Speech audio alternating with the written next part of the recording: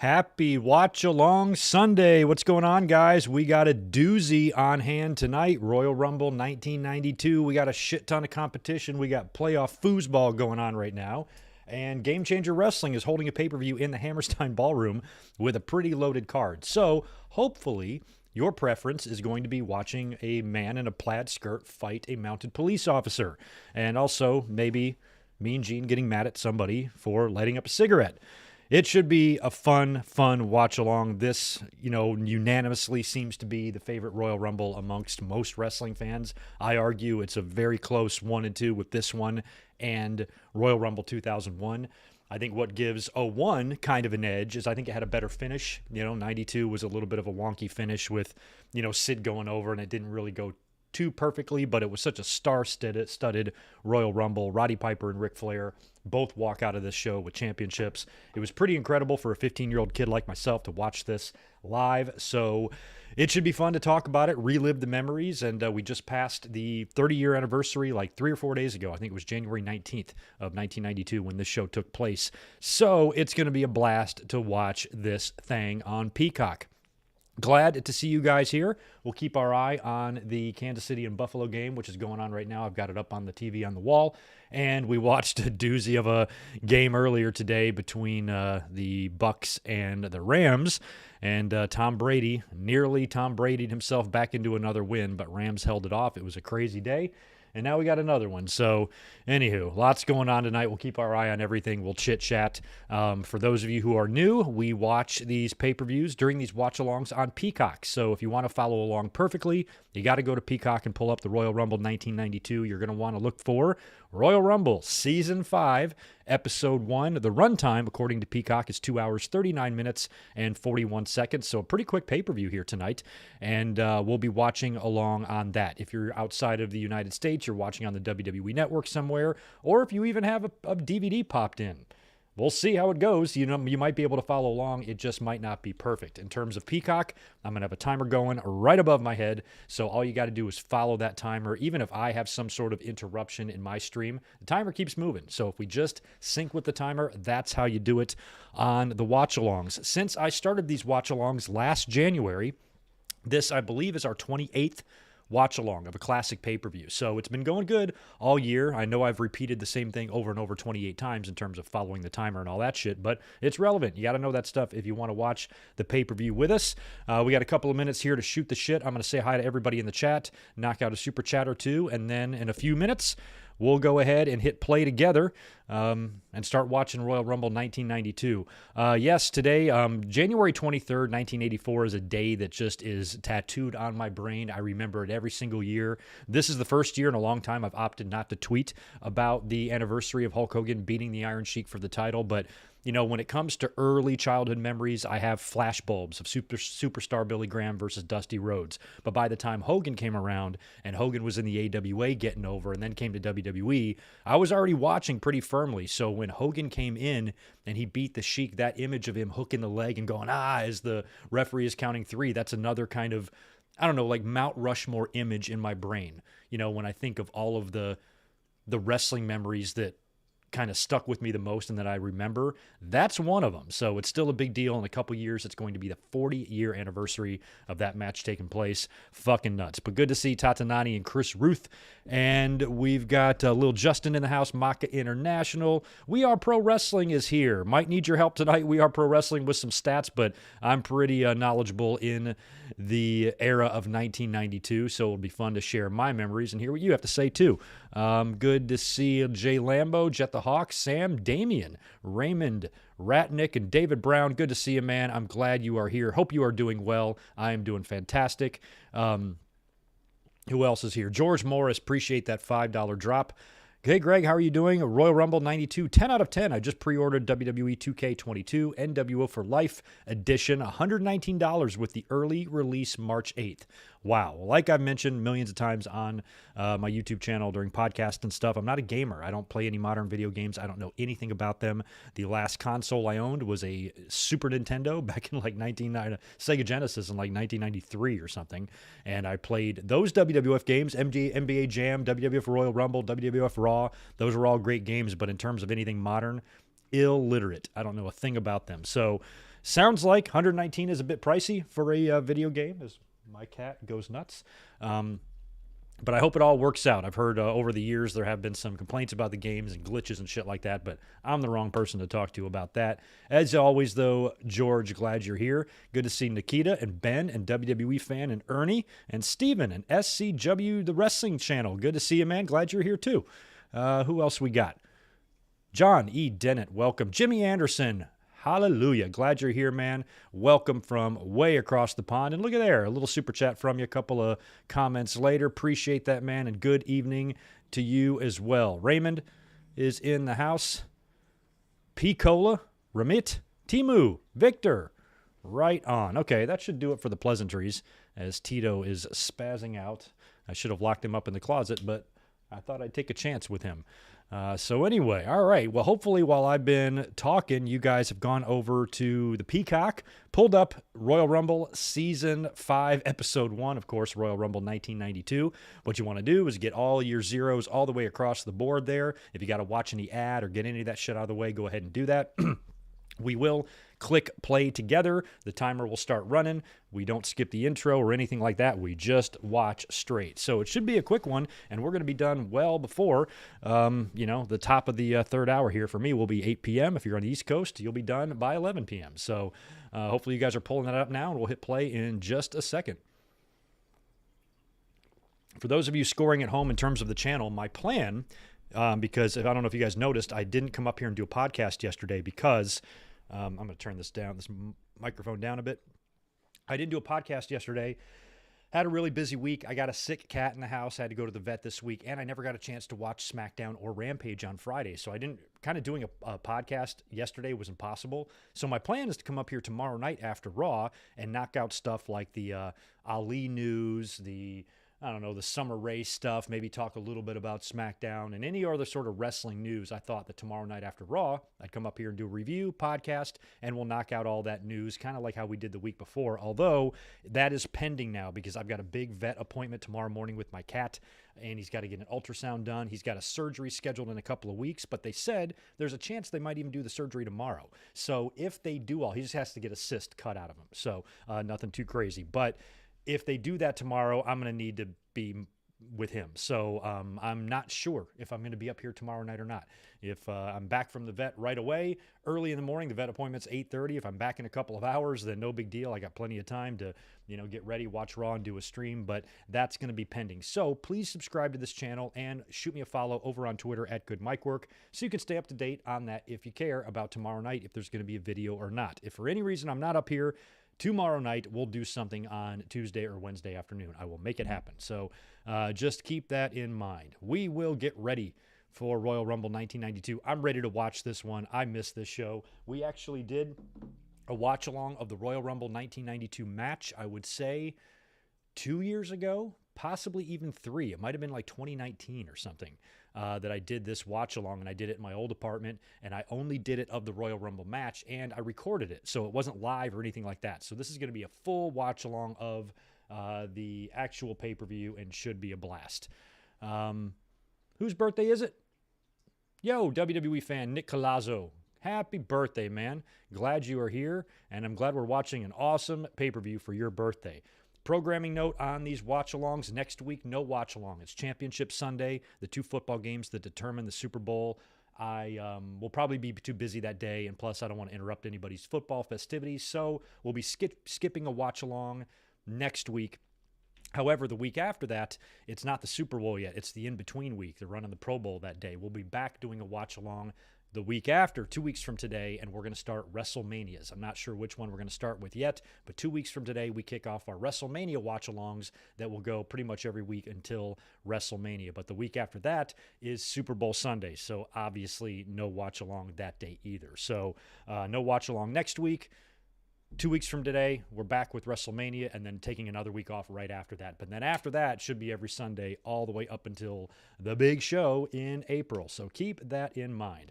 All right, I'm ready to rock if you guys are. Since this is a shorter pay-per-view, I thought we had a few more extra minutes to shoot the shit a little bit.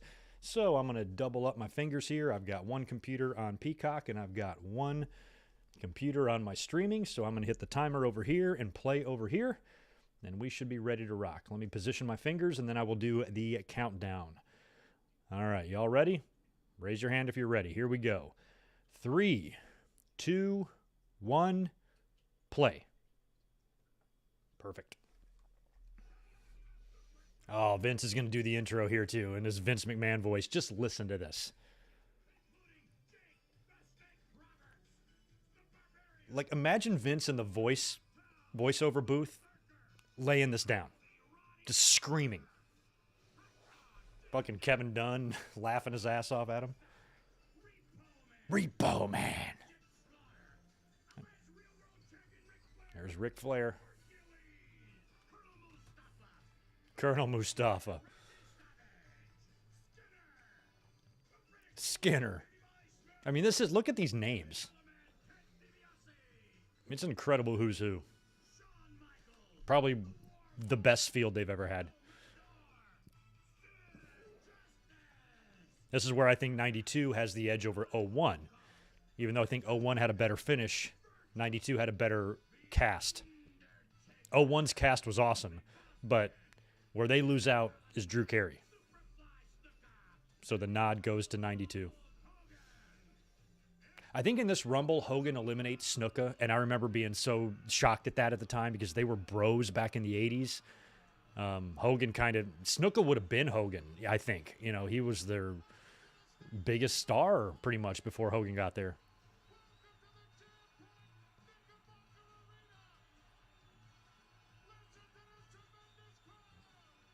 Oh, that's right. They're in Albany at the Knickerbocker Arena. Gorilla and Bobby, does it get any better? The answer is no.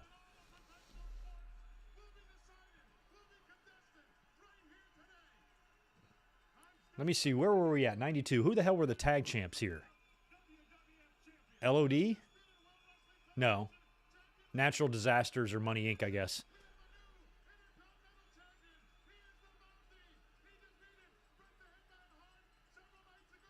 I remember. Oh, that broke my heart as a Bret Hart fan. The Mountie beat Bret at a house show for the title. Piper came out to make the save after the match, and then Piper got this sets up WrestleMania 8. Okay, LOD is champs. Okay, they're facing Natural Disasters for the titles.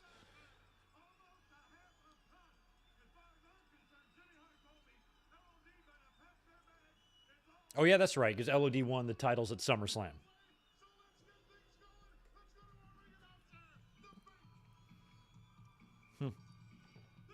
Well, it's either the Orient Express or Bull Nakano. Who do you think it is? Or it could be Aja Kong. I think they all used this theme. This is WWE's go-to Japanese theme, which I just think is so funny. Oh, Mr. Fuji's got some bad company with him.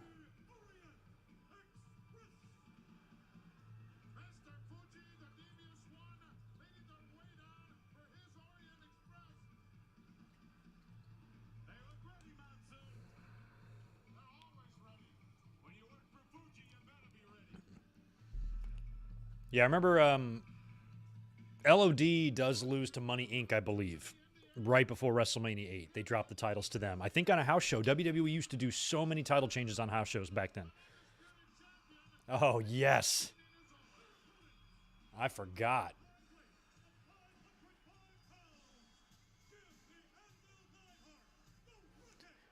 I always felt the new Foundation themes here sounds a little bit like...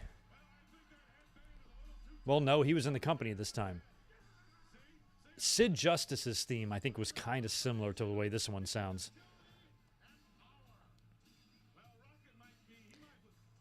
And what came first, New Foundation or High Energy? I think New Foundation came first. No, I think High Energy came first. Coco was gone. I don't remember. Here I thought I had all my 1992 facts straight, and I don't.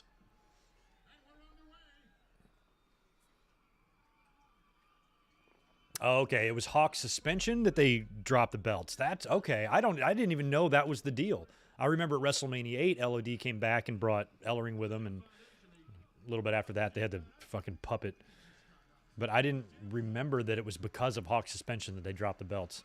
Well, that explains it then, because I always thought that was an odd title change.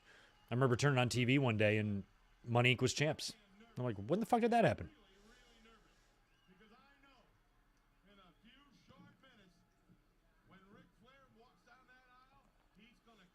Bobby is already talking up Ric Flair.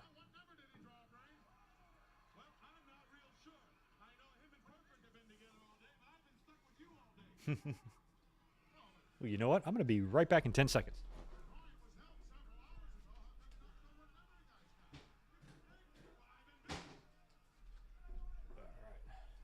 I'm back already. Just want to drink a little bit of caffeine, a little energy shot. My girlfriend buys me cases of these things from Costco.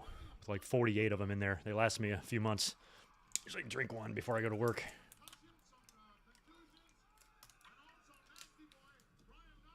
Okay, High Energy was late night. Is that interesting? Coco was still here at this time? Well, yeah, I guess he'll be in the Rumble later, huh? I'm just gonna drink half of it.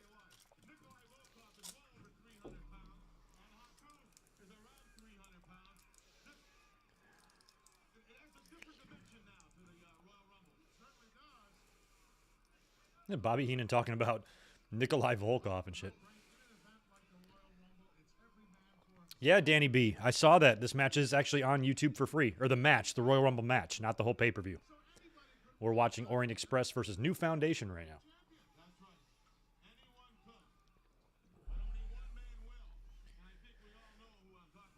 I mean, I know it probably wouldn't have worked, you know, because it would have maybe damaged the legacy of the Hart Foundation, but I wouldn't have totally hated Anvil and Owen just dressing the way the Hart Foundation used to and using that old music. But Brett was using it, so I guess he couldn't. But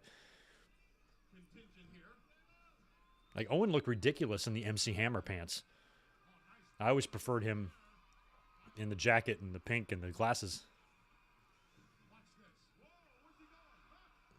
Owen loves doing that move. He's been doing that since Stampede. He did it against Davey in the European title match too. Owen's good.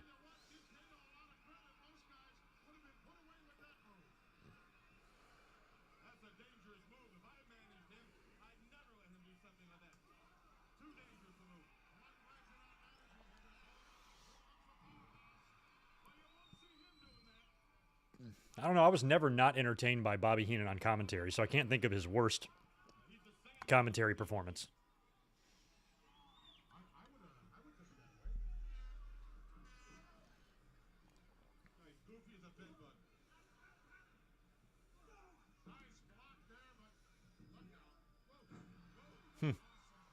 Anvil looks even more ridiculous than that. Looks like a genie. Like a big pot-bellied genie. He's awesome.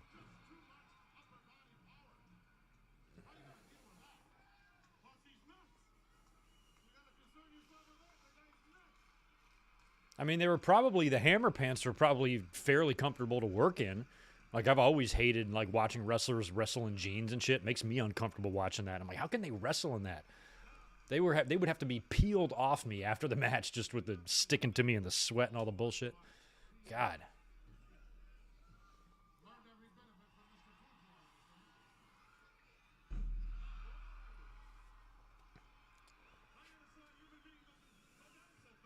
I haven't caught the score. I think Chiefs are still up.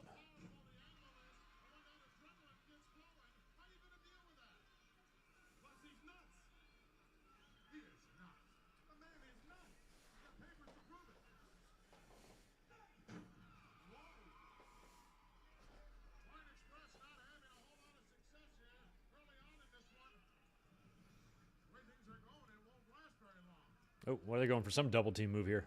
Oof. He did. That's more effective than the demolition finisher.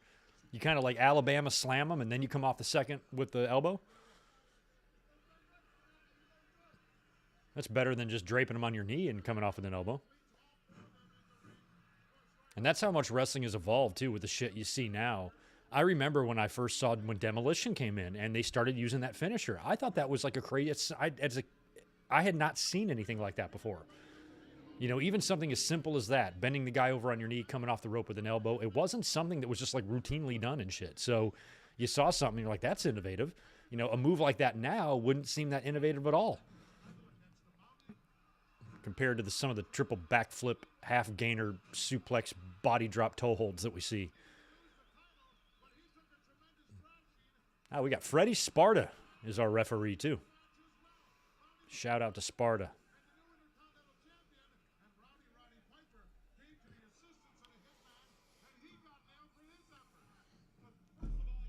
Yeah, Owen would be, yeah, we just watched that Royal Rumble a couple of weeks ago, Ben. Owen was in another tag team match. I don't think he's going to be kicking Anvil's leg out of his leg, though. He's cool with Anvil.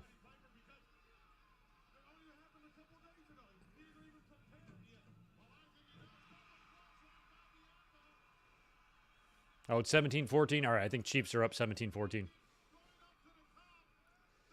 Oh, Noggin knocker. I mean, the new foundation has got to win this match. This is the opener. This is what WWE did back in these days. They started the crowd off with a good hot action match with an exciting finish. This is babyfaces all the way here.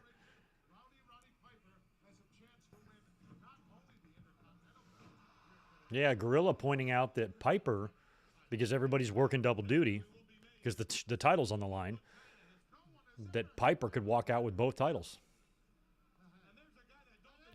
And at this time, that had not come close to happening very many times. Warrior did it. Warrior's the only guy to do it, really.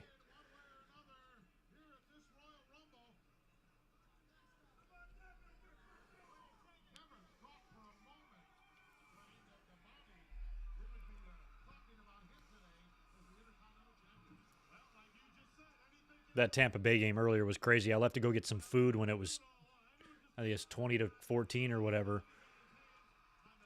Next thing I know, it's tied. I was like, what the hell happened?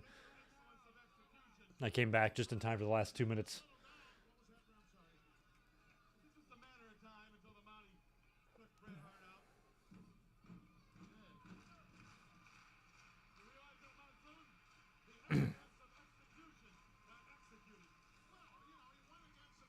Owen got that whole crowd going just with 2 stomps. You know who else was good at that? Cornette. Which is crazy because he's a heel manager, but he would get the crowd going for the baby faces without them even knowing it. If his man is in control, watch his matches. If his man is in control and he's on the outside of the ring and the baby face is down, he'll start banging his hand like 3 times on the mat. Boom, boom, boom, seemingly firing up his guy, but really he's firing up the crowd to get them to chant and clap to motivate the babyface. Fans fucking fall for it every time.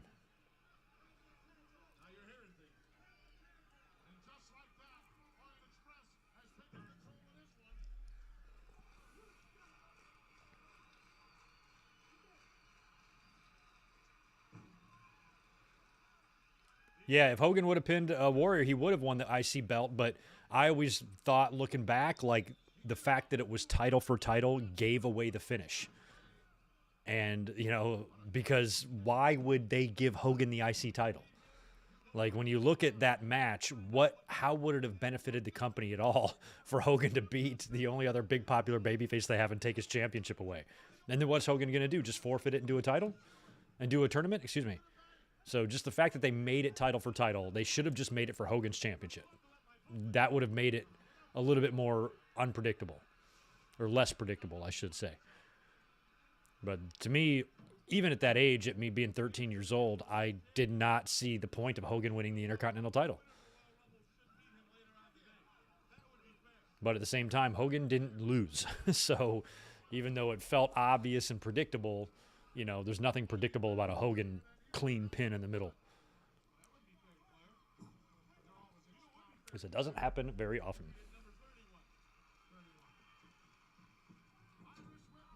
Oh, Owen took that front buckle bomb just like Brett would.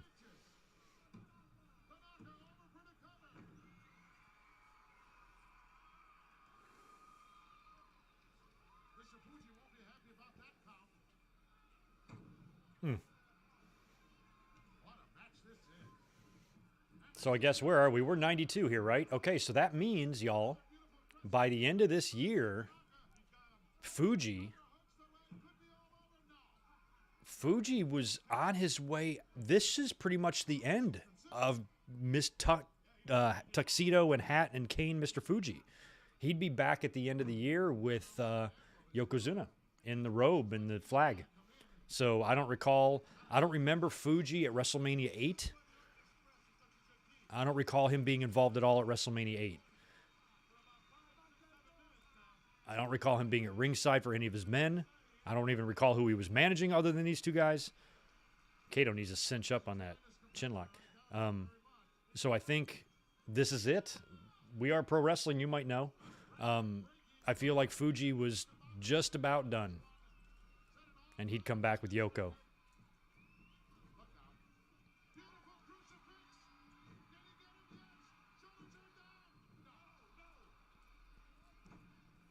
Which is sad because really neither Fuji or Heenan would be managing much after this.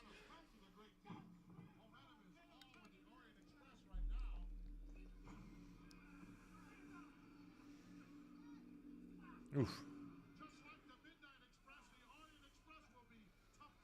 Yeah, I would have been 8th grade. I started high school the next year after this. Graduated in 95.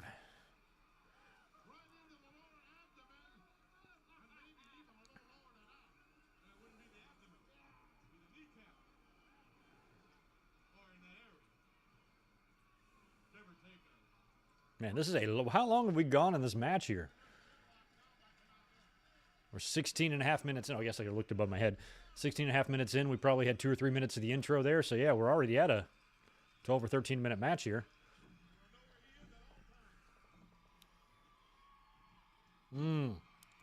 Fuji was with Berserker. Okay, thanks. Oh, yeah, I guess he was, huh? Berserker. But after that, John Nord left. Or I'm assuming he left because he wasn't around anymore after that. And then Fuji was with Yoko. These guys are tremendous athletes, trained, tremendous condition. You can't let your guard down for a moment. I'm not sure who got the most of that move. Oof.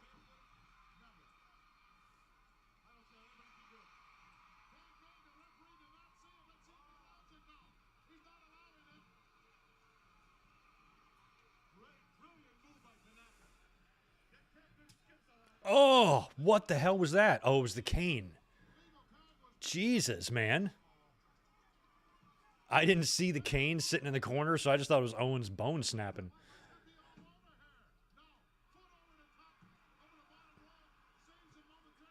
Fuji pushes Owens' foot back over. What an asshole. It's an awkward position. Owens laying in there.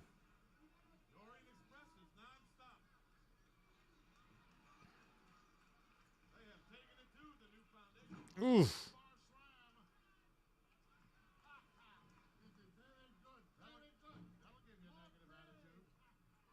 Who was champ in 92? Yeah, I guess We Are Pro Wrestling says Luger. Sounds about right. Because Luger was just about to leave. He'd be a WBF guy in a few weeks' time.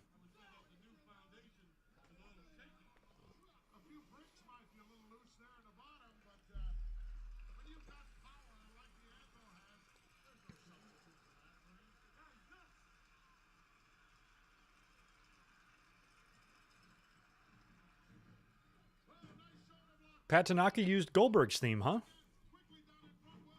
Yeah, I knew that theme wasn't made for Goldberg. I knew it was a rehash. I had no idea. I do remember Pat Tanaka having a match or two on Nitro, but or in WCW, but didn't know it was Goldberg's. That's cool.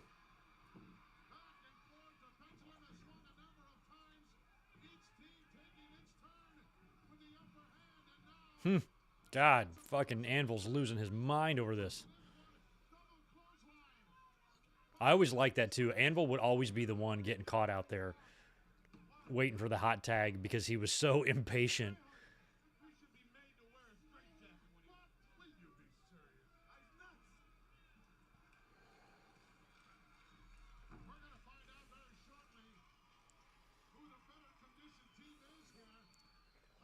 Nice, Fuji still getting in the ring at whatever age.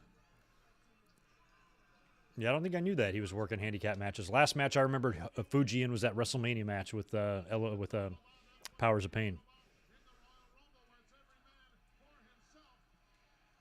But as a kid, I remember Fuji.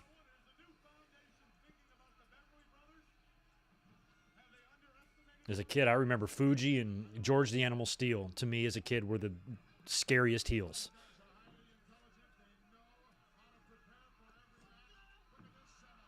An Animal would hugely transition into fucking Eugene a couple years after into a lovable babyface, but prior to that, man, little Greg was quite terrified of both of them.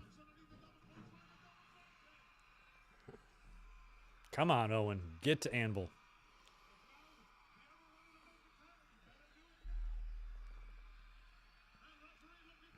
There's the tag to Big Jim. Yes, he's going to do a slingshot. Yes. I was about to say, I hope he comes in with a double shoulder tackle. This is 92. I'm not sure if Jim can still do the drop kick. Let's see if he throws one. He could do a standing drop kick as good as anybody I've ever seen. I don't think he's going to do one here.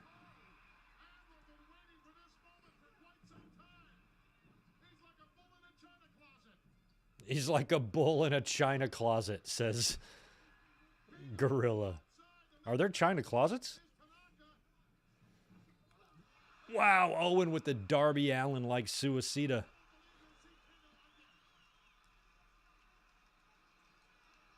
Jesus. There's Owen going for the big splash? The rocket launcher. That's ball game. See, crowd was into it, even though that was probably an 18-minute match. That would be my guess.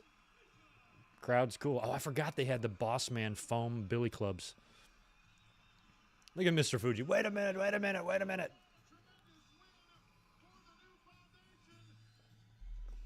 Fuji is the best.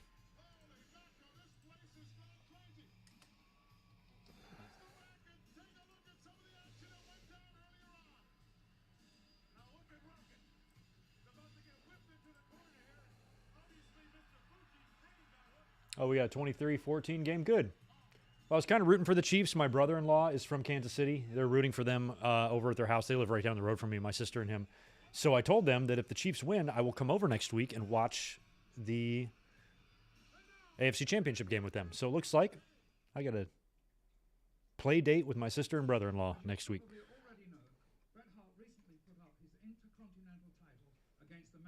Oh, Lord Alfred's going to recap what happened to Bret Hart. This is very painful for me to watch. I need you guys to respect my privacy while I suffer and grieve here. Oh, Bret losing a title to fucking Jacques.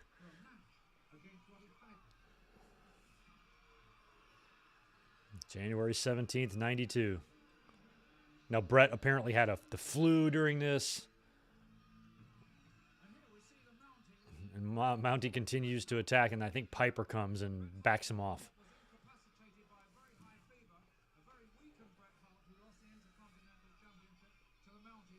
Such an interesting choice.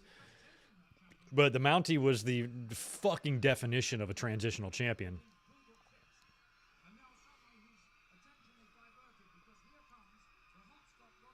And it was honestly the best way to do it. I mean, you could have had Bret keep the title and defend against Roddy at WrestleMania, but where's the fun in that, you know? Roddy coming in here and stepping in to save Bret, somebody who's known since he was a kid, and then winning the title and setting up that match at WrestleMania 8 was really awesome. Oh, and here comes the Mountie to attack Piper. Now, Piper, were you dumbass? See, Piper's street smart, and he turns his back. Listening to Alfred narrate this.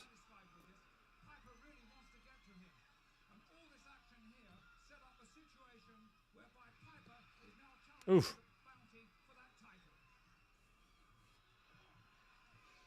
And then Bret pretty much gets the winner.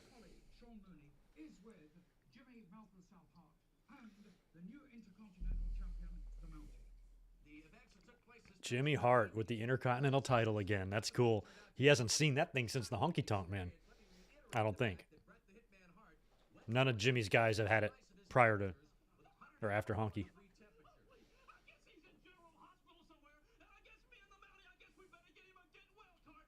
Oh, because Brett's in the hospital? Shut up, Jimmy.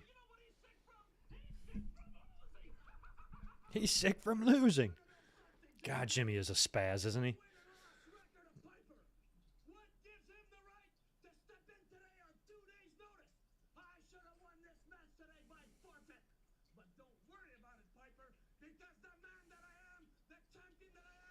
That's right. It was supposed to be Brett. So I'm trying to think. Was it supposed to be Brett defending against Mountie, but they did a match early, and then Brett lost, and then he couldn't be here for the... I don't forget how it went.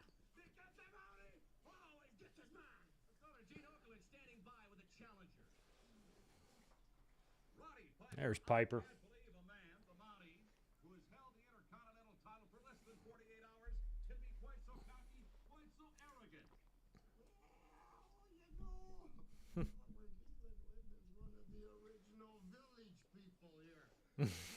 Calling him a village person.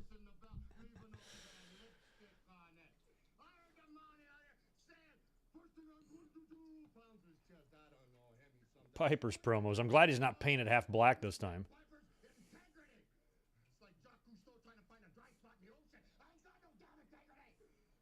No, you're fighting Jacques Rougeau, not Jacques Cousteau.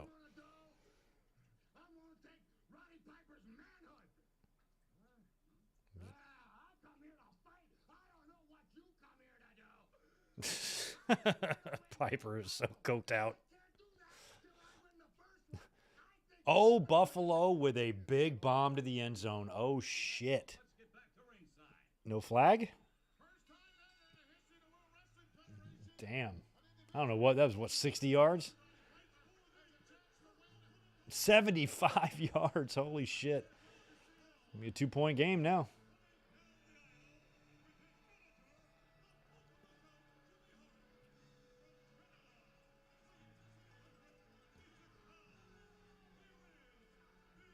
I don't know. I don't think this particular time was when Brett was offered a WCW contract. That might have came later in 92, but you might be right. I think Brett was champ when that contract offer happened.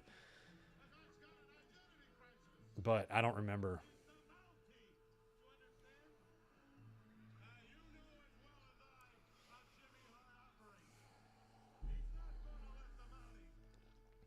Mountie never even got to wear that championship.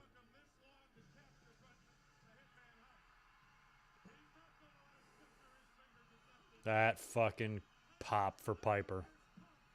This is one of my favorite eras of Piper. Like 91, 92. Or actually, I should say 90, 91. Because after WrestleMania 8, that would be Piper's last match until he would come back and face like Lawler. I mean, last TV, he might have worked a live event, but in terms of being featured on TV in the ring, that was it.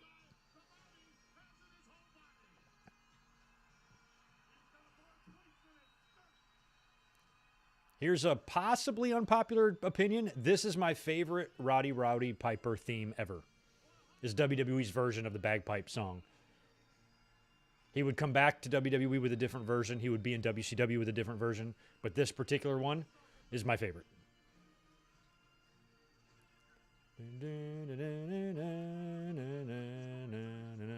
Yeah, I like this one.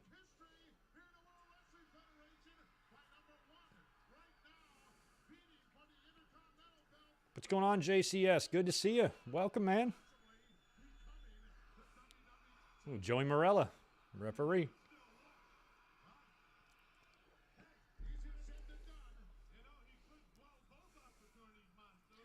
Deshaun Robinson, good to see you, man. Appreciate the 5. Can't stay celebrating my sister's birthday. Just want to stop by and say hi. And also, I was at Dynamite and Rampage this week, first AEW TV event since its TV debut.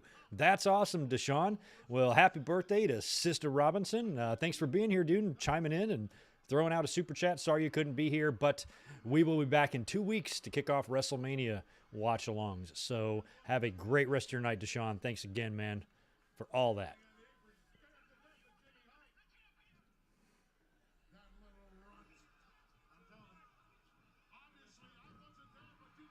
Oh.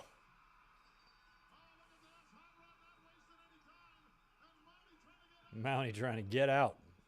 There's only one Quebecer in here. I always thought it was fucking so crazy when I don't know if Jacques remained under contract. Like, is the Mountie, there was a break between the Mountie and the Quebecers showing up. There was a span there where there was no Mountie. So I don't know if Jacques was kind of still under contract or if it went up and then he re-signed and they brought Pierre in, made a tag team. I don't even know how any of that came together. But I always thought it was funny that the Quebecers theme was, like, Jacques has sang 3 of his themes. Do you realize that? He sang when he was with Raymond, when they were the All-American Boys. He sang his Mountie theme, and then him and Pierre sang the Quebecers theme. And all those times he was with Jimmy Hart, so I guess that explains it. But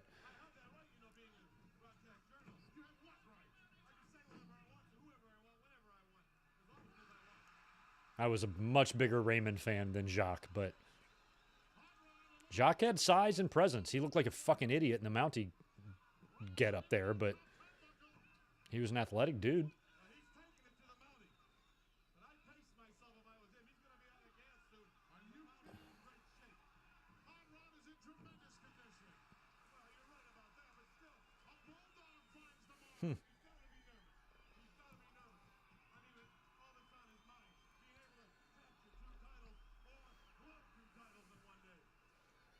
I feel like Austin, yeah, he's got the same, like, I'm just going to go out there and fight type of thing, but I feel like Austin had a little bit more better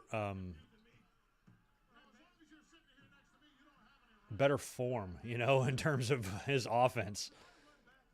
He looked smoother and more refined, even more trained, where Piper was just kind of balls to the wall. And you got to remember, too, Austin, prior to the pile driver, was extremely athletic. He could do top rope shit, and he could fly, and he could bump. Piper reminds me more as mannerisms of Vince McMahon than Austin. Maybe Austin attitude with Vince McMahon, with Vince McMahon mannerisms or something.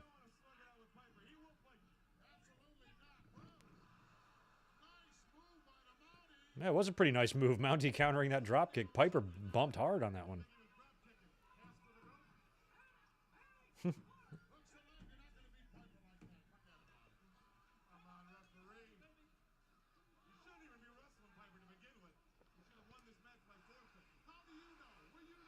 So the Mounties tried to sue. They didn't want him using the Mountie name, so they repackaged him as the Quebecers and made him a tag team?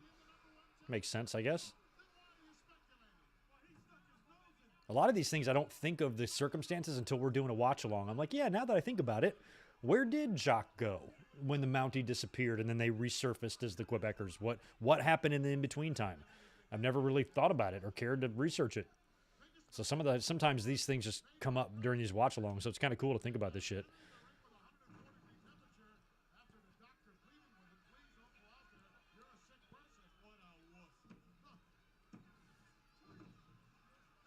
Yeah, Piper was a legit Street Fighter as a teenager, Timu, which is why I think it makes his form so weird. That's why UFC guys aren't good at pro wrestling either, is because they're not used to pulling their punches.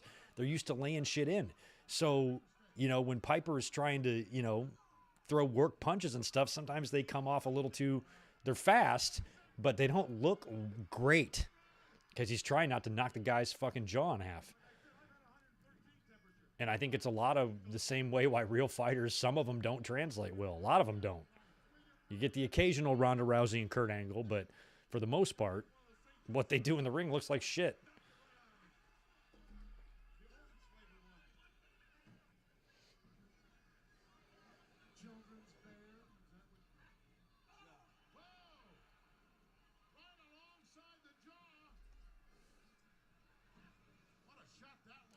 Ugh.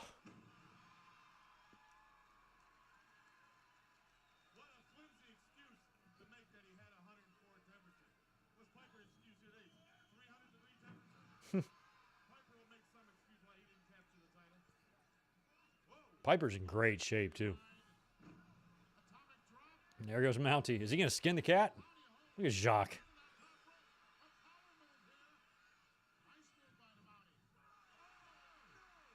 Oh, and there it is. There's a sleeper.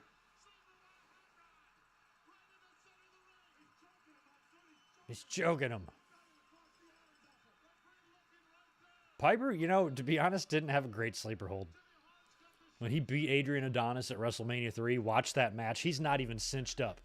And Adrian's like out. And that's it, just like that. I can't think of very many singles championships in WWE that have been won with a sleeper. Oh, and now he's got the cattle prod thing. And Piper's like, all right, I'm the new Intercontinental Champion, and I think I'll shock this fucker while I'm at it. Nice.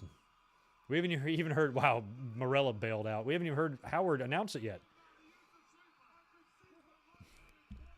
Fans who weren't born, you're not going to understand how crazy it was that Piper won a singles title.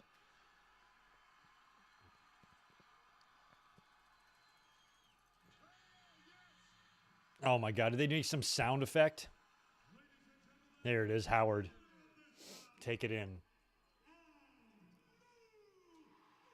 Oh, love it. Look at him.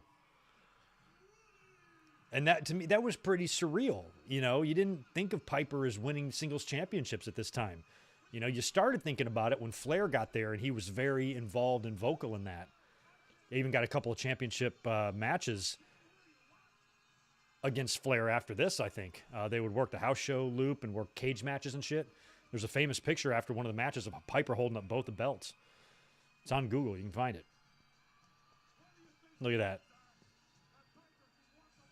I'm just so glad they did it this way, because for Piper to be able to win his first title and then also be able to put over Brett in the process. I might have been bummed out about the Mountie loss, but when I was 15, if I would have just told myself to be patient. Oh, look about. Okay, I've never noticed this, but look behind Alfred.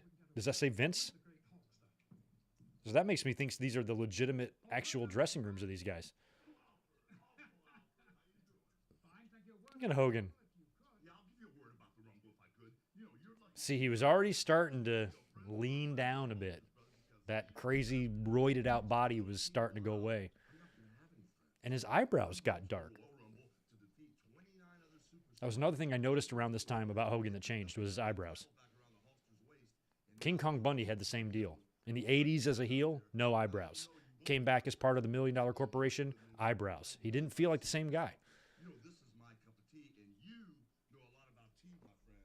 But we're not going to be sipping tea. I'm going to throw all those dudes out, get the WWF title back. You better get out of here. I'm getting ready. I got the feeling I better get out now before I'm thrown out. Back to the ringside. Let's do it right now. Gene Okerlund. Right around the corner. Jameson is still there. Fucking A. Jameson. Is Jameson alive? Part of me thinks, why do I think he might have passed away? The Beverly said, ew, God, we're going to get Bushwhackers and Beverly Brothers? Oh.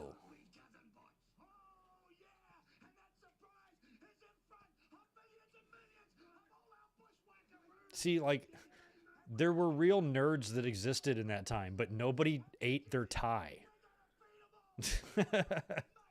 Like, if you're a nerd, aren't you supposed to be smart? That's why you have glasses and a pocket protector. Smart guys aren't going to eat their tie, I don't think. Jameson. Who did Mean Gene say? Blackwell? Crusher Blackwell?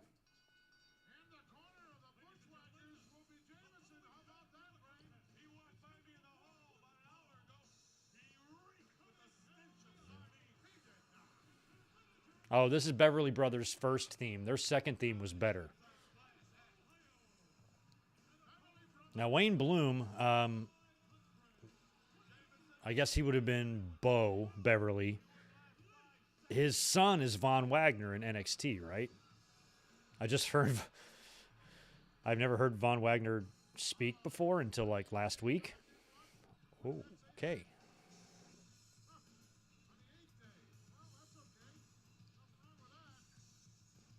Fucking Bushwhackers and Beverly Brothers on the Royal Rumble? Well, I hope the Royal Rumble is next then.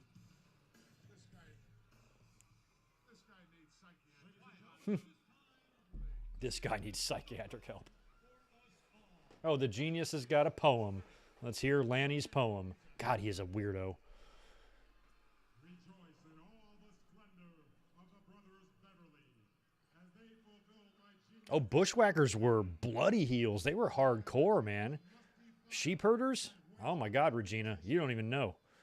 They were completely the opposite of what their WWE characters were. It was about the same difference as Dude Love to Japan Cactus Jack. It's that much of a difference. I used to see pictures of them way before they came to WWE in the magazines and shit. Fucking blood all over him and stuff. Oh my God, Jameson's got socks hanging off of him. Like, WWE doesn't understand, like, yeah, nerds don't have any fashion sense or nothing, but they don't walk around like a complete garbage person.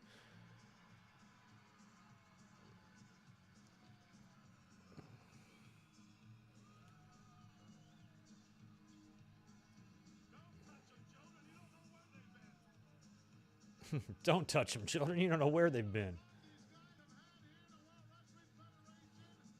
Hey, is that girl in the front row? Is that the WrestleMania 7 girl? I think it is. The girl that cried when Macho Man and Elizabeth had their reunion. I think she's right in the corner, holding up some sort of computer paper sign. I didn't read it. All right, I am all out of Stella, so I'm going to go find a new Stella.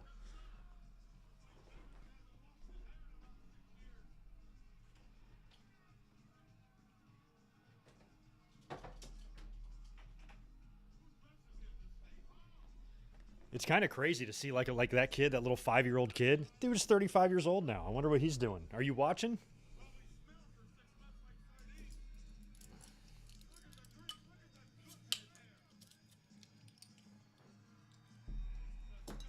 Well, even Urkel was better than this fucker. Like, Urkel wasn't a complete disheveled mess. He at least had his shit straight, you know? His shirt was always straight and his pants were really high, but he didn't have, like, fucking just shit just hanging off of him. Dirt and, you know, taped up glasses, and he's not eating his tie. Like, at least Urkel understood shit. Plus, he was wicked smart. All those kids in the Big Bang Theory, they don't walk around looking like fucking Jameson. Look at him. He's eating his tie. I'm not sure Jameson's a nerd. I think he's fucking psychotic and he needs to be institutionalized before he hurts himself or someone else.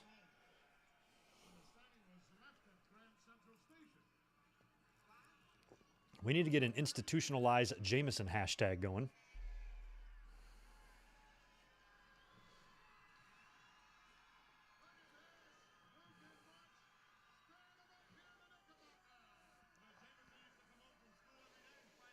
Oh, yeah, sheep herders were super gnarly. But, you know, think about it, though. Like, they got to get away from that violence and come and basically just do nothing in WWE, work the easiest matches, act like a complete buffoon, and make more money than they ever would have made slicing and dicing their shit up with barbed wire, you know? Oh, and he's got food in his pocket. I don't know. I didn't watch a ton of Family Matters, so I suppose that maybe Urkel carried a sandwich in his pocket. That is possible. But Urkel didn't come off as someone who stunk, you know, and crawled out of a trash can that morning before he went to school.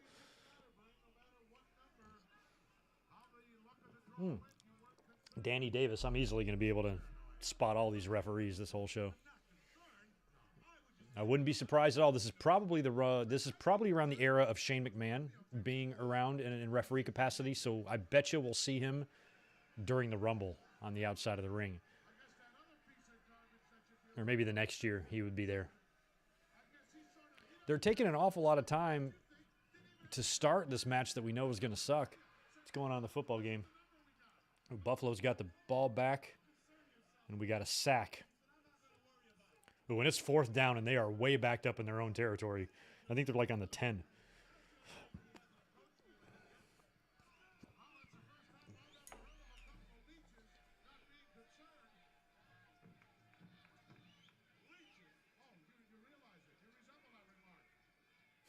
I always loved it when Gorilla would say, "You resemble that remark."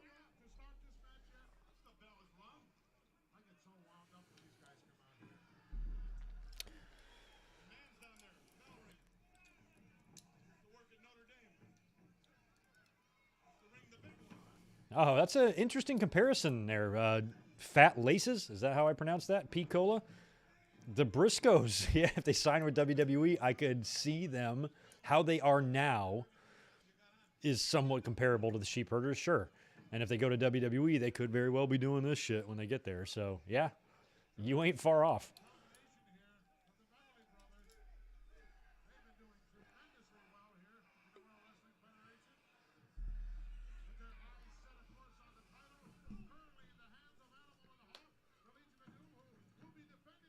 That's crazy. The Bushwhackers starred on Family Matters? I don't remember that.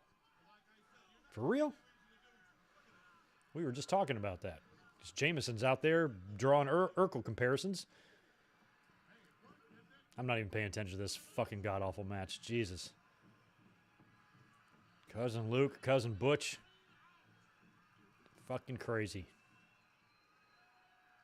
I mean, it seems like some of the, like, this match and the opener is just match filler or card filler matches.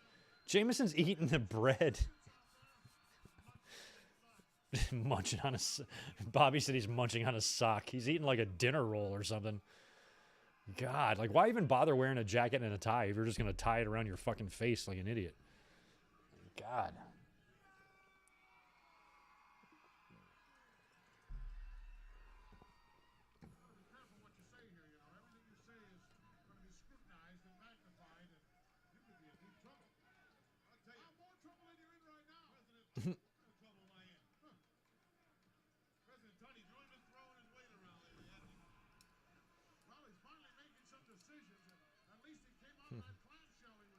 Thoughts on 01 Royal Rumble? Second favorite behind this one. That one was awesome. Oh, now Jameson's throwing bread at the genius. Can't have that.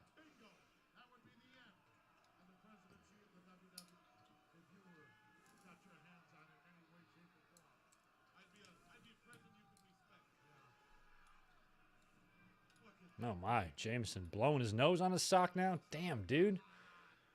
Bro.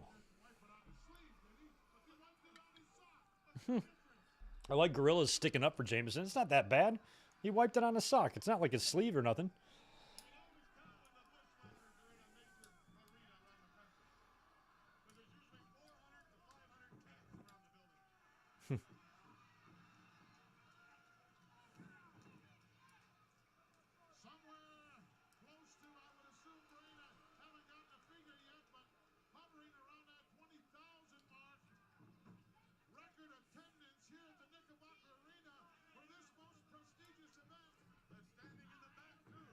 They did put 20,000 in there? Who was playing in Albany? Was there like a college team there? Well, I guess Albany's a big enough city.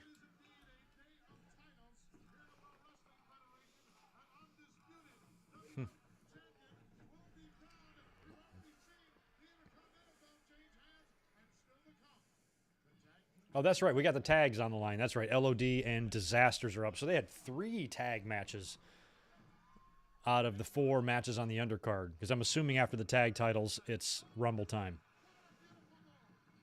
But this match needs to end. This should have been a dark match. There they go again. Danny Davis doesn't know what to do.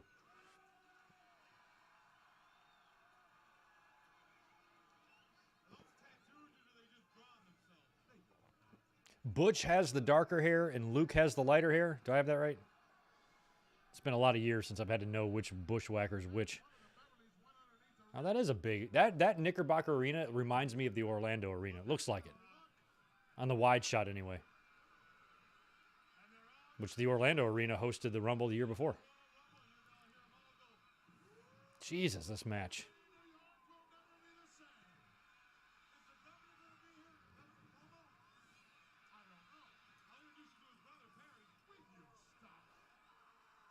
You know what else is well, it's morbid to think about. Like, this show was 30 years ago. What percentage of the audience do you think is dead? How many 50-plus-year-olds do you think were in the audience at this time that might not be with us now? I'd say 10, 15% of the audience has probably passed away. Maybe even more.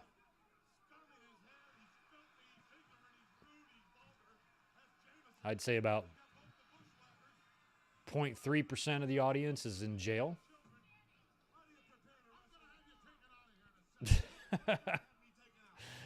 Gorilla is already ready to murder Bobby, and we haven't even started the Rumble yet.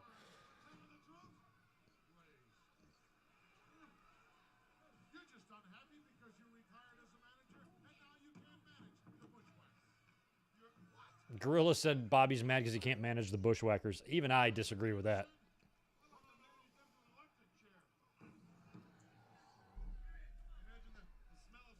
Yeah, there's probably a few old people in the crowd. There's probably some parents there, some grandparents. Something like that.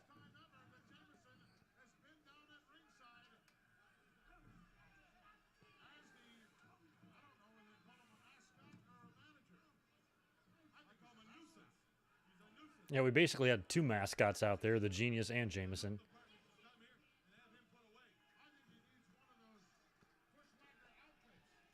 Oh, shit. Oh, okay. I thought it was Buffalo scored.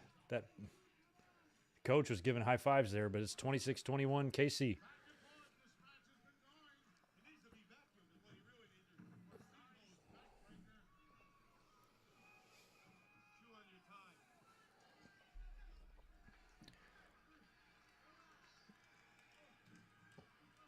Yeah, the poster is interesting. This was a heck of an overlay to make because I couldn't find a good, decent render of the Rumble 92. Like on the VHS, like my VHS tape is in shoddy condition. But like I couldn't find anything really clear. So basically what I found was a sharper image of, I guess, what was the Blu-ray cover art. And I was able to add the logo and everything to it and make it look nice. But, man, I had a bitch of a time. I'm like, I can't find like a good, clear picture of this. So I'm glad we look sharp up here today.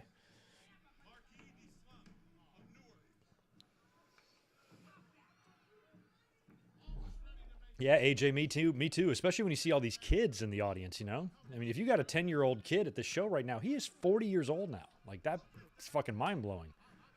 He's got his shoes taped up. Back when I was a teenager, right around this year, this very same year, I would tape my shoes too because I used to skateboard.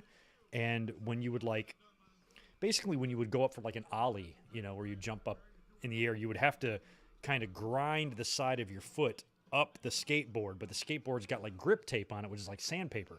So the more you did that, you would start wearing at your shoe, and you would eventually wear a hole in the side of your skater shoe. So I used to wrap tape around my shoe to where when I did jumps, it wouldn't wear my shoes out.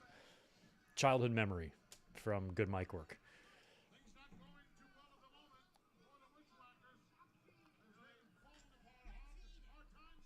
They cheated, Jameson says. Who do you think would win a match between Jameson and the Miz's dad? I think Miz's dad would whoop his ass.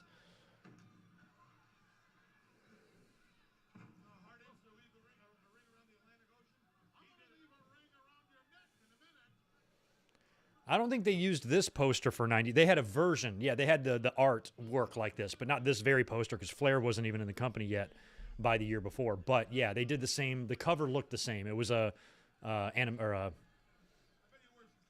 what's it called? Not animation. Artwork. Artwork of the wrestlers. They did the same thing in 91.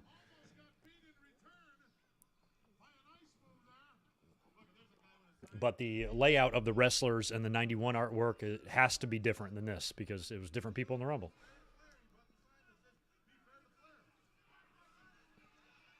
Do I have 91 back here? Let me look.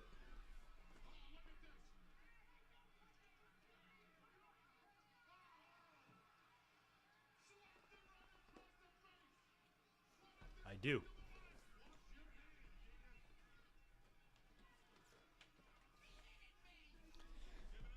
Yeah, see, this one's way different. This is kind of a shoddy cover, too.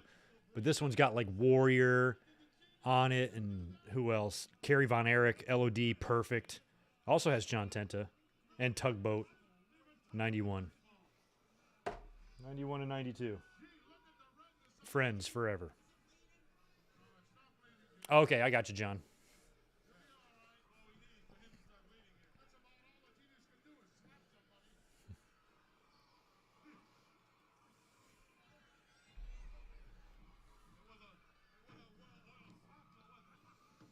This match is still going on.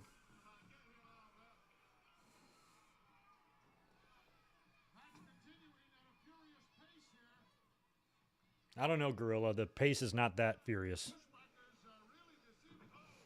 Ooh, nice rude awakening by Mike Enos. Mike Enos, incidentally, the guy in the ring right now, he was in the ring having a match when Scott Hall debuted on Nitro. Hey, you know who I am, but you don't know why I'm here.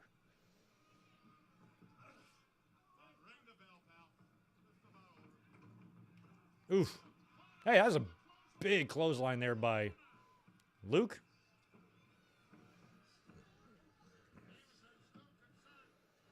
Danny Davis is still around in terms of being alive, I believe he is, but I have not seen Danny Davis, referee Danny Davis. There's a couple of Danny Davises in wrestling, but this Danny Davis, I have not seen since these days. I don't know where he is, what he's up to, what he ever did with his life. Hope he's doing well. When I was at WrestleMania 3, I have never wanted to see somebody get murdered more in my life than I wanted him to get the shit beaten out of him. And to watch Tito and the Bulldogs fuck him up was so fun for a 10-year-old to watch because I hated him.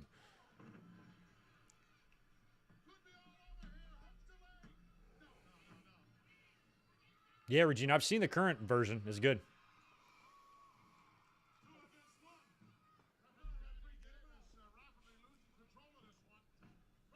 Oof.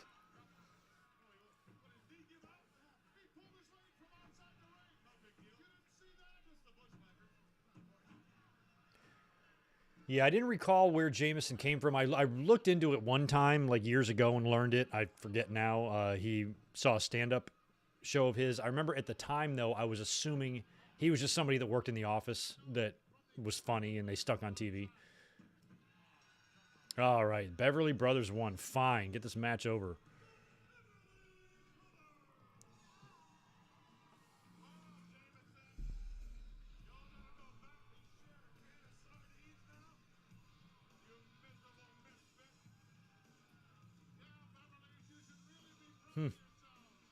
Oof. Oh, we're going to get some action after the bell here. This is fun. Double elbow. Bushwhackers must pose, so even if they're going to lose, the battering ram was such a dumb move. Genius would always get his ass kicked. How many times after a match has the Genius gotten... Oh, they're going to bring Jameson in to smack him.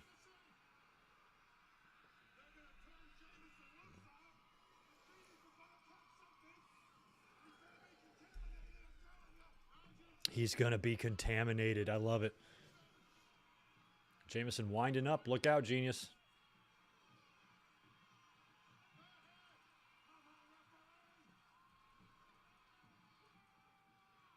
I always thought of Jameson in the same regard as George and Adam. Remember George and Adam? We watched them last week in the Rumble 97. I just thought he like worked in the production office or something. Oh, Orange Cassidy. Sweet Shin music. Or I guess that's Dude Love. And that's all we got? He just kicked him like that? Oh, now he's going to wear the cap. Well, WWE, thanks for wasting our time for God knows how many minutes that was.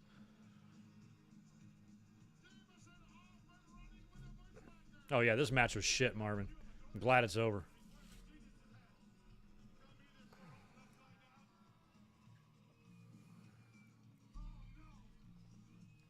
Oh, God, he's licking Jameson? Like, don't lick me. I'm good. I don't need to be licked.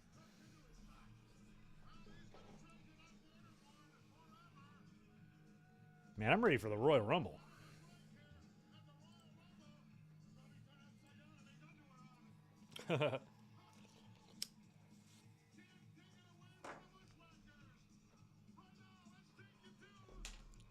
Oh, Mean Gene?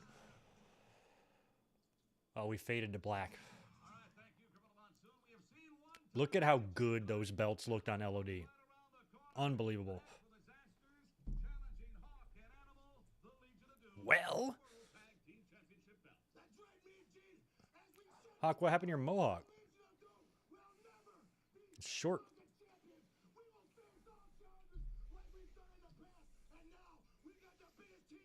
Yeah, John, they did. They did this type of Rumble art for 01. They absolutely did.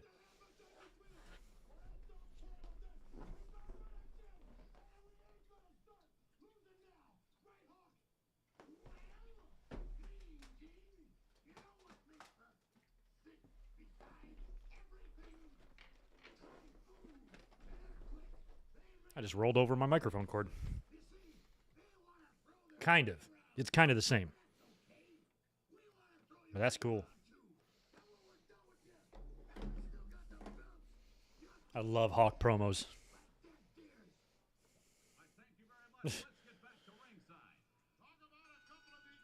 He had the funniest shit to say sometimes. I've said it a million times, that I always thought that if there was no Road Warriors, no Legion of Doom, that exact same look on Hawk as a singles wrestler could have been a huge star. I know he dabbled in singles, but you just associate him with as a Road Warrior, so it was different.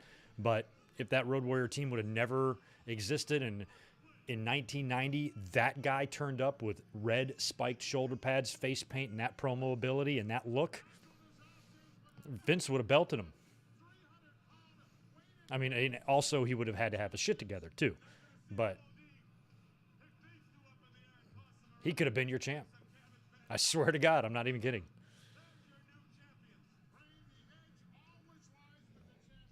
Think of Hawk as a singles wrestler with a winged eagle. It'll look good. It would look damn good. And his name could still be Hawk. That's just his name, Hawk. Champion Hawk.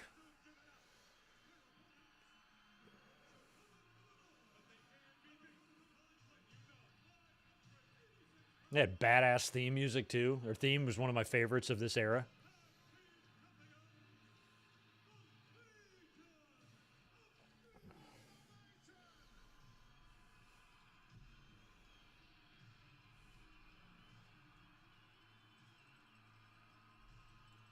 I mean, they were already super over AWA, NWA, and they were so established, but they got that WWE polish. You know, they got that more refined kind of look, that better theme. They were turned into real life action figures when they got there.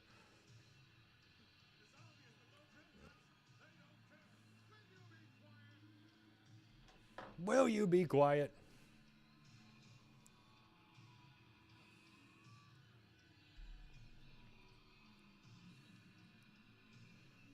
Was I a fan of the Natural Disasters? Yeah, I thought they were a fun team, AJ, because Earthquake had already made his run. And I remember I was watching live the day, I think it was Superstars, and it was like, I forgot what the match even was, but Tugboat and Earthquake were on opposite sides. Bushwhackers might have been involved in it. And Tugboat turned heel and joined Earthquake. And I'm like, what the fuck? These guys were against, they didn't like each other. Earthquake injured Tugboat during the Hogan feud. And I thought there was so much animosity and bad blood. And then they teamed up. And then when they renamed him and packaged him Typhoon, I loved the way the team looked. These two giant guys.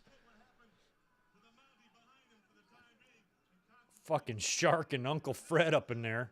Shark and Shockmaster in their way to tag team supremacy.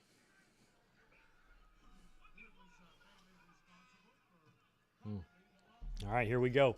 Make a pit stop. I'll be back in a second.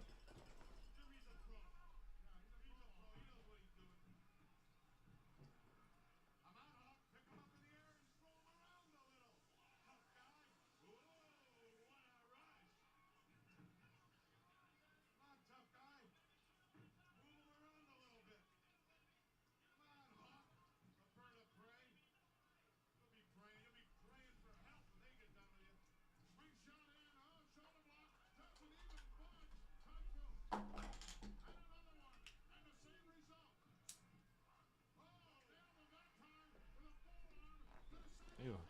Hawk is already on the top rope.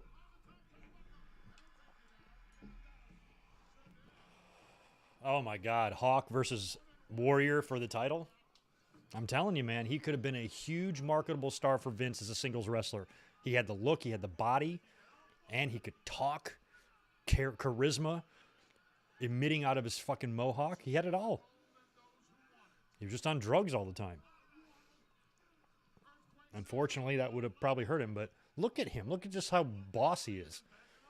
There's the old urban legend of Hawk beating up Randy Savage. Like he didn't have too many equals in terms of toughness. I mean, he couldn't beat me up or anything, you know, but everybody else, he had a pretty strong shot of whipping their ass.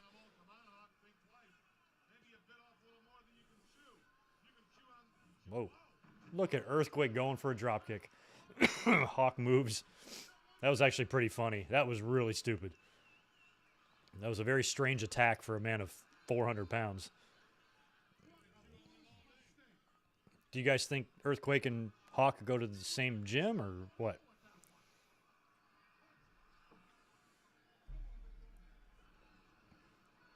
Jeez. Earthquake and Animal.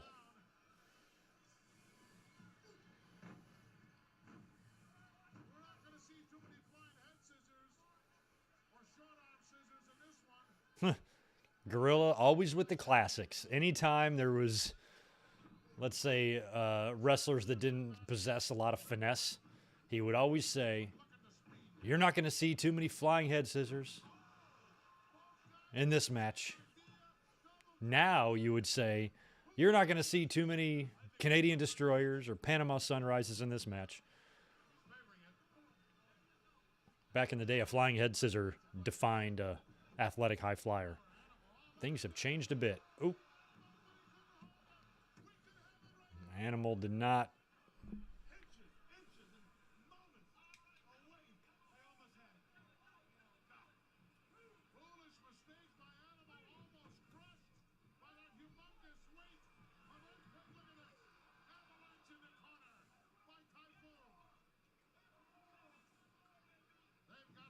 Okay, that's Earl. I was about to say, I was always under the assumption that Dave Hebner really never wrestled again. I'm sorry, never refereed again after the twin referee thing. He moved on to be an agent. Earl was in the ring. Although this referee in this ring right now looks a little bit like Dave. I'm pretty sure that's Earl, but he does kind of look like Dave a little bit. I think Dave was done reffing by this point, but no, that's Earl. That's Earl.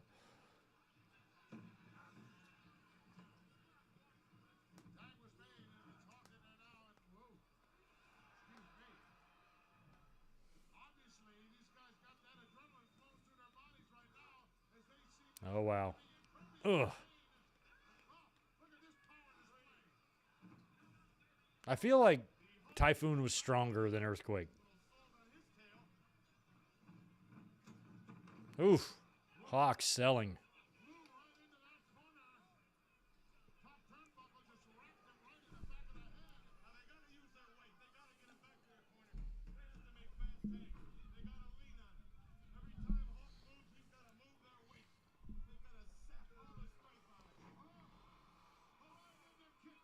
Damn.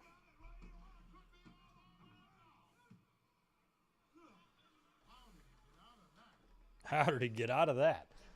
I don't know, Gorilla.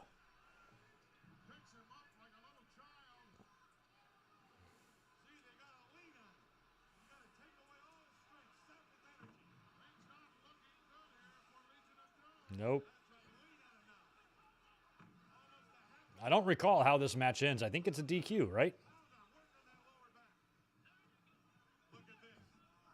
Oh, wow. Hitting him with the Kevin Nash.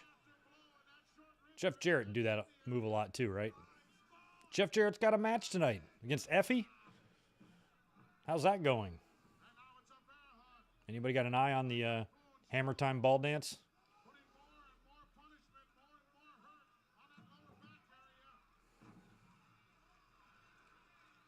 I like the lady with the blonde hair in the front row. She's hilarious. And then to the right of her is what we call back in the day Camaro hair. A big poof in the middle.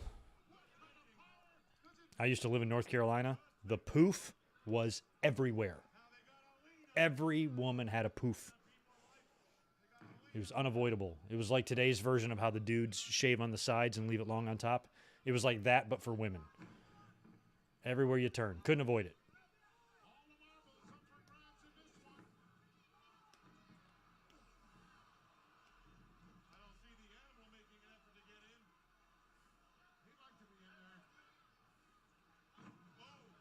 I like that I criticize hairstyles and not having any. That's my favorite part about it.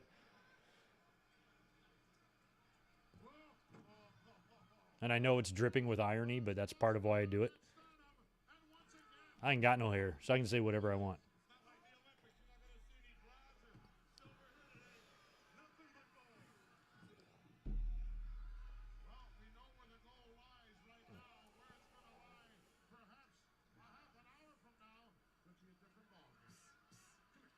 Okay, bear hug time. Oh, am I missing some super chats? Sorry, I stepped away. Oh, yeah, I see him. Let me go all the way back, make sure I'm not missing anybody else. All right, I think I missed 2 while I was... Nope, I just missed 1. Just you, Chris. What's up, dude? And you're back with 5.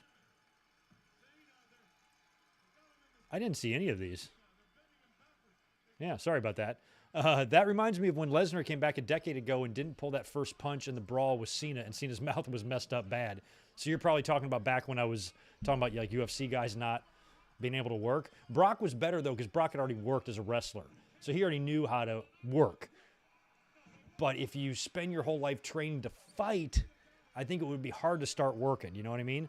So that's why I always thought those guys weren't any good in the ring. But yeah, Lesnar was out of the ring for like however many years, 8 years or whatever it was, doing the fighting stuff. So when he came back, it probably was hard for him to retrain himself to not kill someone.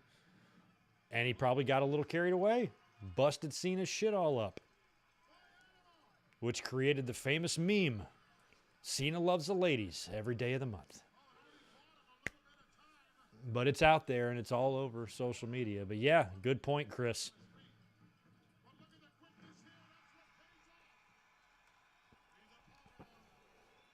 Ooh, Bill scored. This might be where the count out is because all 4 guys are on the outside of the ring here. God, Buffalo's going to take the lead. Oh, my God. Oh, they're going for 2. Smart. Might as well. You have to, kind of. Oh, God, stop him, KC. Stop him. Stop him. Oh, my God, he got it. Oh, and there's the bell. We got a count out, but we got big stuff happening on the football game there. That was a sweet 2-point conversion. They're probably going to replay that, but I think he got inbounds. 3-point game.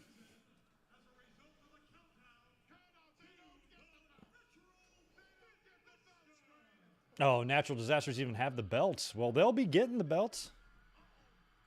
Natural Disasters would turn baby, right? If I remember what happened there. Oh, wow. Legion of Doom is going to fuck them up with the... Oof. God. Earthquake caught that right in the face. I think that there was a conflict. I think Jimmy was managing Money Inc. and Natural Disasters, and something happened there, and Natural Disasters went babyface.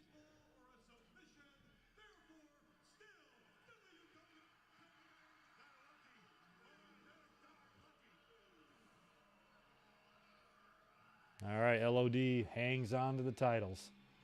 All right, well, come on, Kansas City. I want to hang out with my sister next week and brother-in-law, and if Kansas City wins, we're going to be partying. Oh, well. Best chance here is maybe this thing goes to overtime.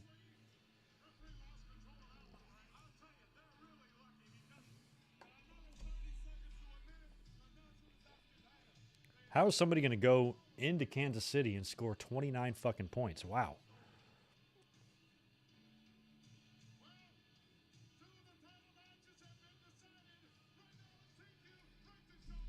Oh, Sean Mooney. What do you got to say, Sean?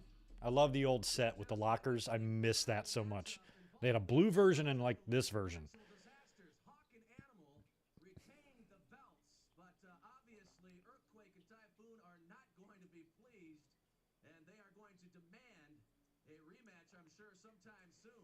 Now, I'm hoping to get a word with the... Where do you think those square microphone covers are? Like all the ones they used throughout the years. Are they in the warehouse? I want one. You can probably make that. I'm going to call my lawyer. I'm going to call my airbrush artist so he can paint me some shit. Look, they're all mad. Oh, my God. So check that. You can even see the top. Did you guys catch that? I've never noticed that before. You could see that that is a set piece because the camera went too high. You could see the lights behind it. We already knew it was a set piece because it's in every single WWE pay-per-view, and not all arenas look the same. The payphone on the wall always adds it for me. We're the champions. You Puritans, we don't put up with this stuff. We kick their butts. And look what happens. They pull it away from us. It ain't gonna happen. There's one of these promos, I think it's Bobby Heenan. Like after Mr. Perfect loses or something, he swats his towel at the phone on the wall, and the phone turns like it goes sideways. I'm like, well, that ain't real. It might have been when Perfect lost to Kerry Von Erich. Fucking Animal, still the reigning tag team champions right now. Let's go back out to ringside. Well, that little rump certainly has those guys brainwashed. Oh, fun times, Ben. Well, he came out to No Chance in Hell? Ha. That's awesome. Is he allowed to do that? But you don't go home with the marbles. Hey, if you need a good lawyer, I got a couple of them in Beverly. Like, what do you have to do?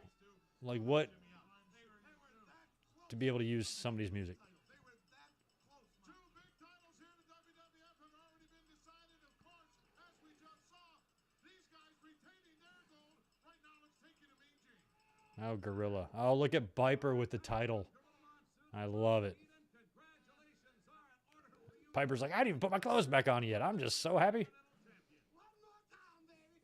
Only in America. Where else can a skinny 15-year-old kid come on down and become champion and have a chance? My favorite title, or second favorite title. I'm going to go in there next meeting. There are going to be 30 guys. I'm going to have them falling down like President Bush. Thank the good Lord, the prayers got up. They ain't going to be so lucky because I got a dream. I do have a dream, and I got my eye on the prize. Mwah. Who's he talking about? What did Bush? Well, Bush threw up. This would have been 92, so Bush was president. There'd be an election in November, and Clinton would win. I don't recall what George Bush did at this time that Piper's referencing, but that's funny. Oh, Kansas City touchdown. Oh, yeah. There it is. Oh, wow, that's a long one. Oh. Let me just shoot a text to my sister real quick.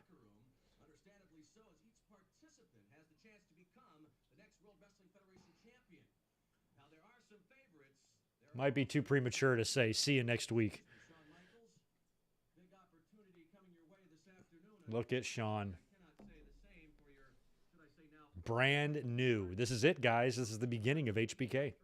For those of you who missed that appalling It was days earlier. Jannetty out of the Royal Rumble, let's take a look back and see what happened just 1 week ago. 1 week ago. I was thinking it was 2 weeks. And now Sean is a sexy boy.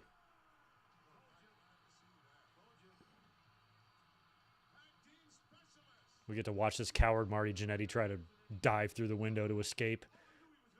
Watch this. Sean hits him, and now Sean gives him a chance to kind of regroup so they can go fist to fist and said, okay, Marty, like, I'm going to give you a chance to get up here. Let me help you by touching you by the hair.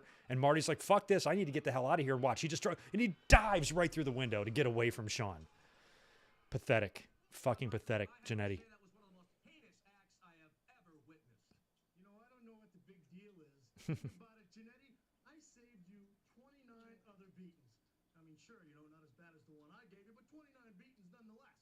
No, Sean, that's not how the Royal Rumble works. You didn't save. I mean, the only way you saved Marty 29 beatings is if he entered number 1 and was the runner-up. That's the only way you are going to save him 29 beatings. And I don't think that's going to happen. The hottest thing the World Wrestling Federation has ever laid eyes on. The only thing on the mind of Shawn Michaels is the World Wrestling Federation champion. I didn't know what to make of him when they broke up the Rockers. And now, let's join His Lordship, Alfred Hayes.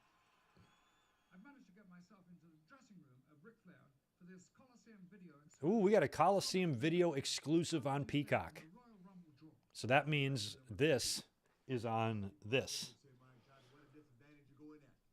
But look at it like this. Your name is Oh, he announced his number here. That was not on. This was not on the pay-per-view broadcast. We did not know Flair was going to be number 3. and I've got to beat 29 other men. So So that's kind of cool that he announced it here. Now being there close to an hour. It makes no difference. When I walk out, I will be the World Wrestling Federation champion against all odds, and that's the bottom line. Ooh, and that's the bottom line. Ric Flair. So now back to the ringside. Like, he might have only saved Marty one other beating. What if Marty came into the ring and got eliminated immediately? Then all Shawn did was save him from one beating. Shawn's dumb. I'm kidding. WrestleMania 8 in Indianapolis at the Hoosier Dome on Sunday, April the 5th. Now, Ooh. Oh, no. talk to some Okay. of the participants in the Royal Rumble, even now at the 11th hour. Let's get their thoughts. Oh, we're going to get their thoughts. Cool. Ooh, yeah, Macho Man. Oh, look, and Macho Man is matching the logo. That's why he's macho. The World Wrestling Federation competition, yeah, against 29 of the greatest wrestlers in the world, and only one man can win the prestigious World Wrestling Federation Championship belt. I've won it before. I've won it before. Been to the top of the mountain, and I'm going back. You're about to win it again. Savage is not going to win the Rumble, but he's going to win the title at WrestleMania anyway. Number one. Now, we got a 1st and 10 here. Where are they at? About midfield. Oh, shit. Well, they need a touchdown. A field goal ain't going to do it, so. Once again, be the World Wrestling Federation champion.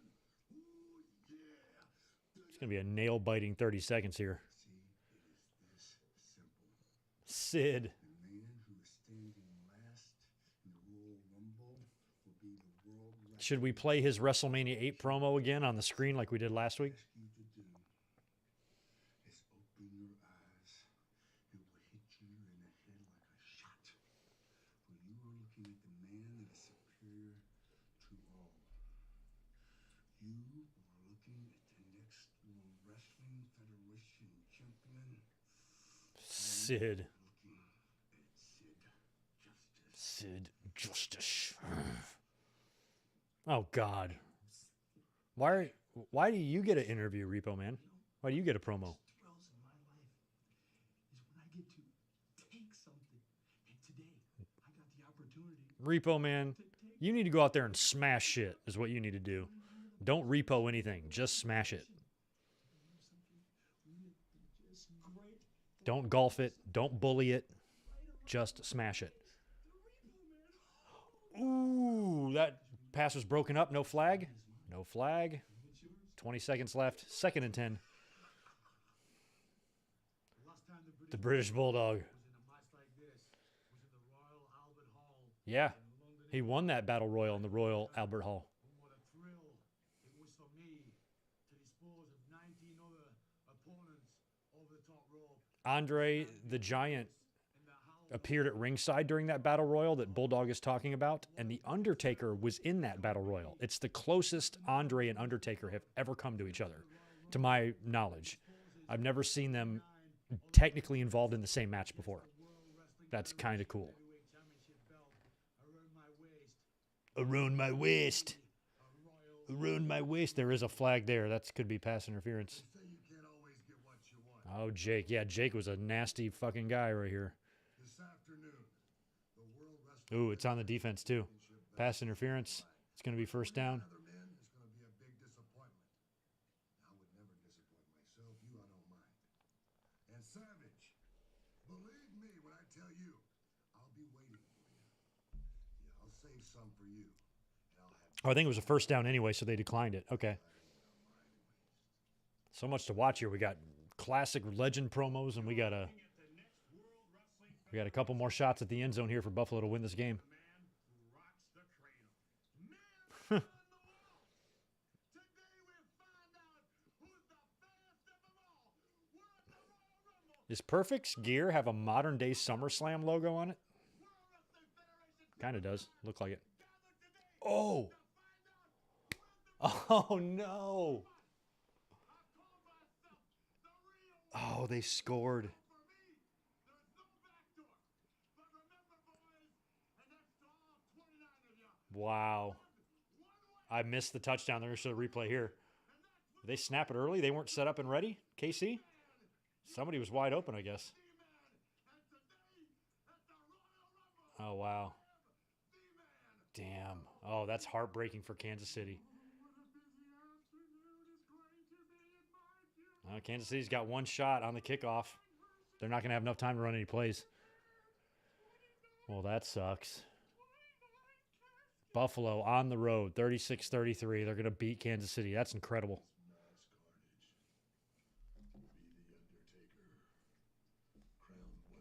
Oh, I feel so bad. I feel so bad for my brother-in-law. He's got to be gutted. No, I don't know anything, Hogan, and I'm not a Hulkamaniac, so don't assume.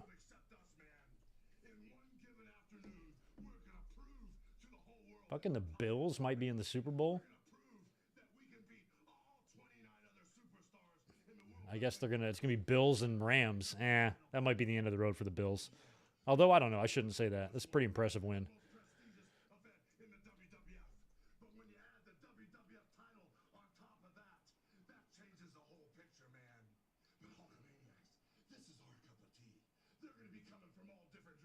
Wow, 4 touchdowns for Davis. Jesus Christ. Postseason record. Buffalo's gonna kick this along the ground to get that clock moving.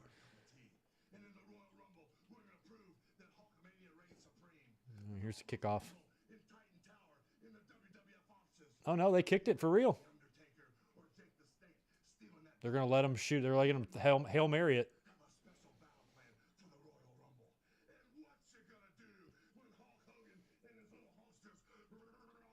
Rumble. Hogan was funny sometimes. My dad always got a kick out of him. When he'd do shit like that, if my dad would happen to be watching, he'd laugh his ass off. Like, Hogan's not trying to be funny, but he would just crack my dad up all the time. All right, here we go. We got one shot here for Mahomes and company. Timeout. Number 1 and 2.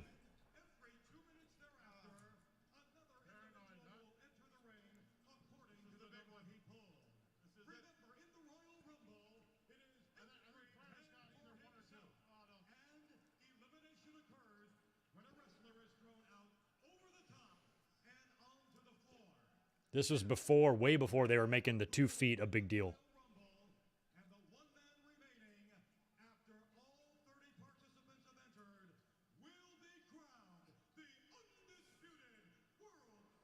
I forget, is Tunney out there for this? I feel like Tunney's out there. Yeah, he's at the ringside right there. I see him. Oh, he's going to speak too. Okay, good.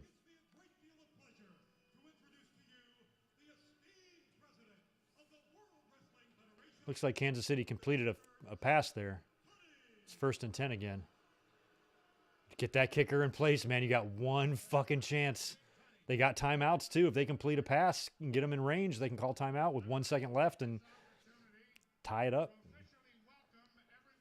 I love that belt. Look how pretty that belt is.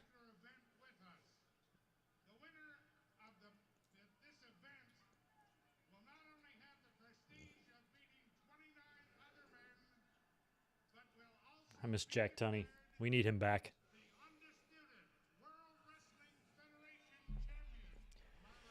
Oh, they put another second on the clock. Looks like we got 8 seconds here.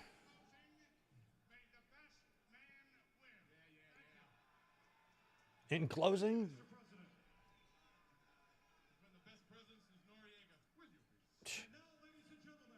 Noriega. Jesus Christ, that's dated. Number 1. I forget. Bulldog. I think it's Bulldog and DiBiase, I think.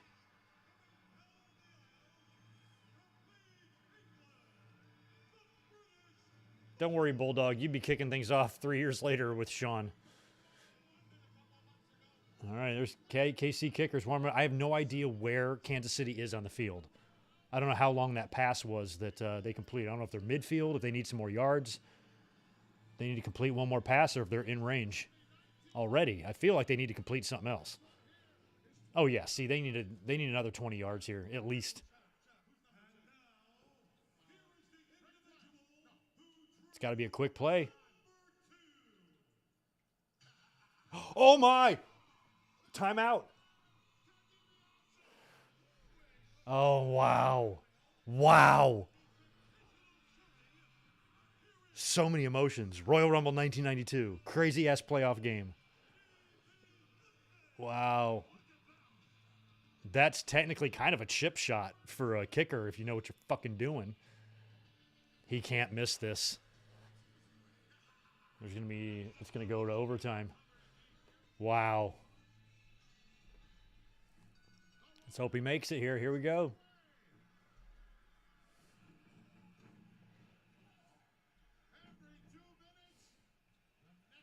Come on. 49-yard attempt. It's not a short one.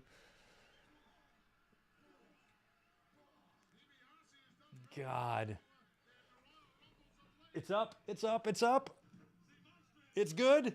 It's good. Wow. Now I definitely got to text my sister.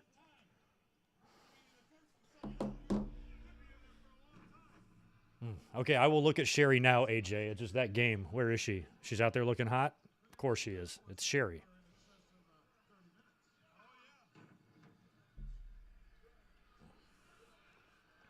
Oh, there's still a shot.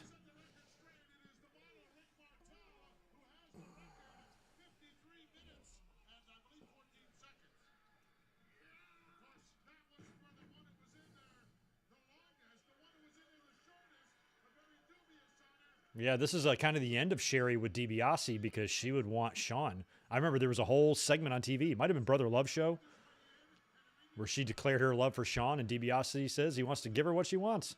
And there he goes. Just like that.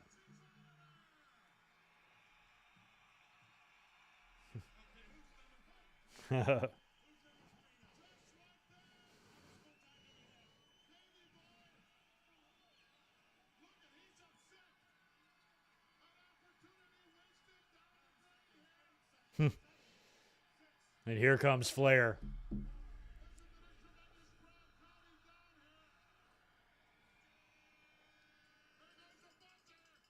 No! Listening to Bobby Heenan. No!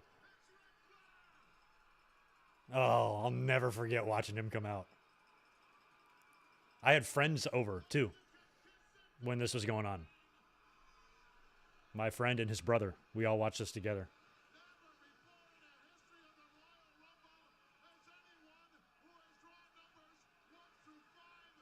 It makes me think, let me look up the date on this. Maybe somebody knows.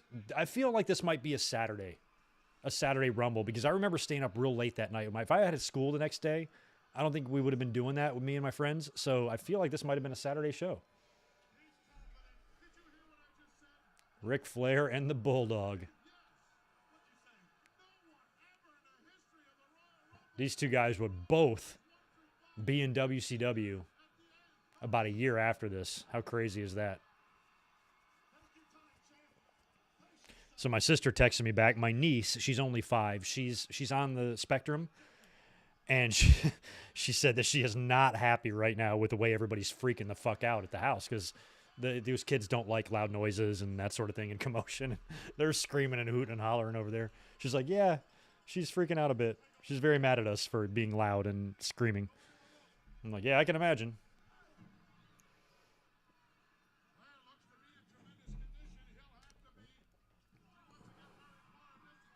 Oh, I almost forgot. Why don't we give one of these a shot? Standard mixed fruit gummies. There's 10 of them in here. Let's eat a yellow one.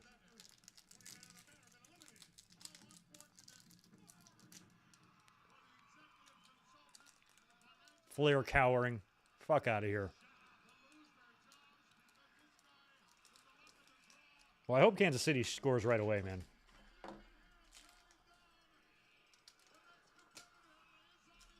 Here he comes. Sags? Sags.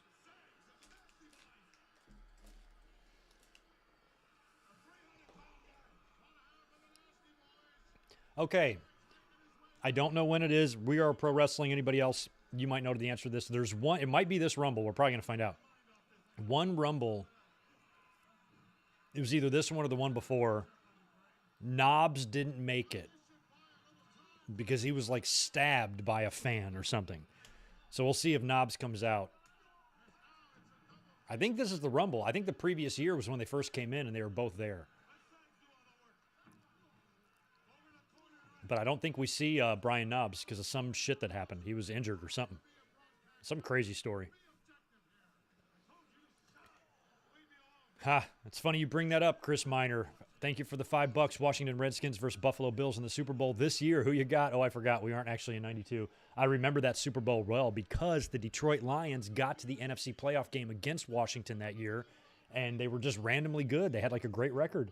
And, of course, they got their asses kicked in the NFC Championship game by Washington, and then Washington would go on to win the Super Bowl. But then right after that, my boss at the time went to the Super Bowl. He was about to be my boss. He was my boss the next year. He went to the Super Bowl that year, came over to our house and had all this memorabilia. And I went to a baseball card convention in Raleigh, North Carolina, a couple of months later, and Mark Rippon and Art Monk were there signing autographs, and I got to meet them. So I was kind of mad at them because they beat the Lions, but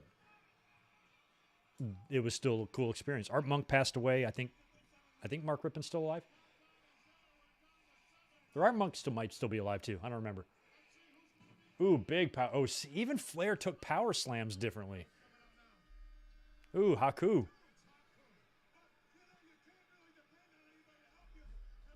I mean, Haku is Bobby's boy, or he used to be anyway. I kind of like that Haku went back to wearing the old Islanders trunks from when he was a babyface.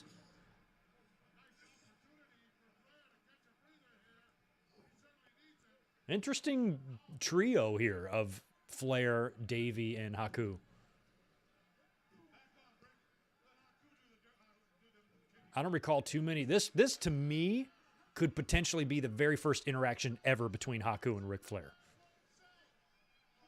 I don't ever remember them crossing paths prior to this. But later on in WCW, Ming and Flair would be hanging out. Okay, Art Monk is still alive. Thanks, Big J. I'm thinking about somebody else. But yeah, Art Monk and Mark Rippon were there. Mark Rippon was the quarterback for the Redskins that year. I think Joe Gibbs was still the coach back in those days. But I remember that year well because I followed the Lions so closely because they were good. I remember they were like 8-2, after them just being the Lions. And so I got really into football that year. And that was when Bills and Redskins. Bills were in the middle of their 0-4 streak.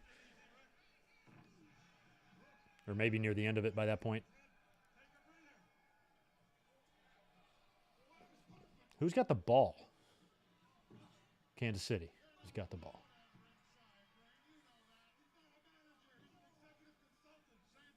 He's an executive consultant. Yeah, now they got to score. Now, overtime still works the same way, right? You score a touchdown, it's over. But if you field goal it, Buffalo will get the ball, a chance to tie or win. That's how it works, right? Here we go. Oh, Haku's out already? That's revenge because Haku and Bobby Heenan kidnapped Matilda. So Bulldog got some revenge there. And here comes Sean. Sean and Davey, the final two in 1995, 3 years after this. Kind of cool. And I think pretty sure Davey lasts a long time in this match, too. I was hoping this game would be a blowout to help our audience tonight, but it's a fucking barn burner overtime game.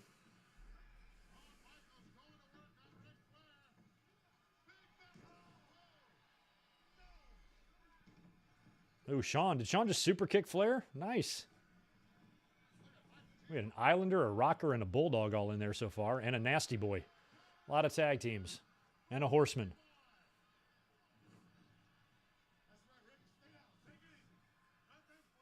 Did he get any yards on that? Second down. Oh.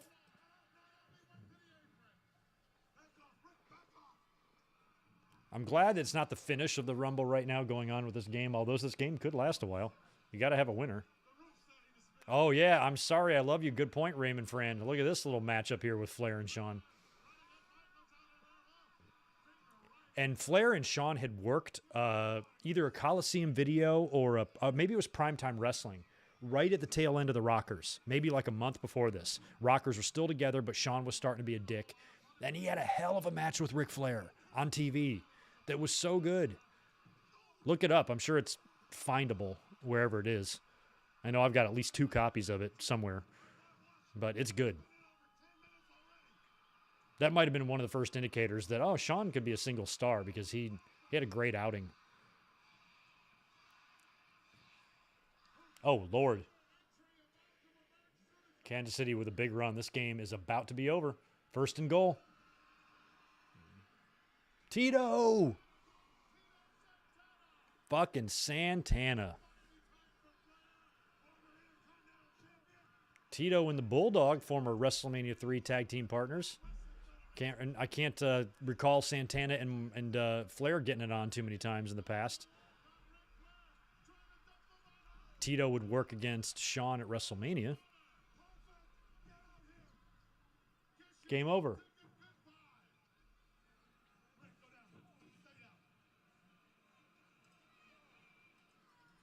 Wow. Marched all the way downfield and scored. I missed it. I'll have to catch the replay here.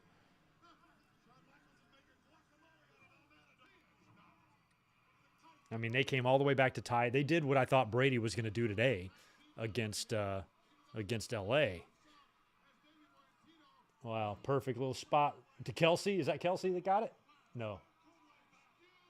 Oh, it is Kelsey. Yeah. I mean, there's really no other guy I'd go to in that situation if I'm Kansas City anyway. Kelsey all the way. I'm surprised he wasn't quadruple covered. Both feet in, 1 down, 2 down, control. Yeah, no doubt about it. You can't even think about challenging that.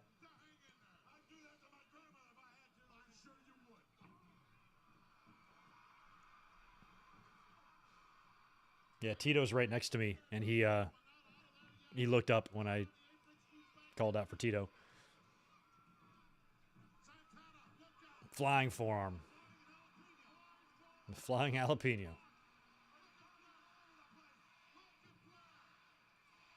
Yeah, Flair ate Tito's finish early in the match and still managed to make it. Oh, it's the Barbarian. This is furry boots for Barbarian. Not my favorite Barbarian. I liked face paint Barbarian way better.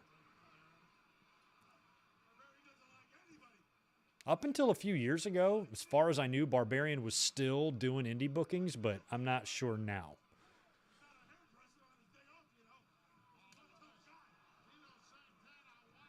He had an interesting... Barbarian had an interesting style.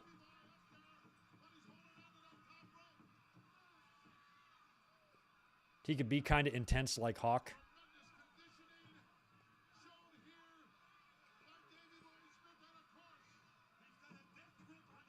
I think that would be an excellent match, like 1991 or 1992 Hawk versus maybe 1989 Barbarian. I think it would have been a fucking beefy match, man. Yeah, so the Final Four is set. Oh, 9. Oh, yeah, I've got that reversed. It's Chiefs-Bengals. I was thinking Chiefs and Rams. What the fuck am I saying? Yeah, it's Bengals-Chiefs, Niners-Rams. So California versus the middle of the country. Definitely rooting for, I guess, L.A. over 49ers.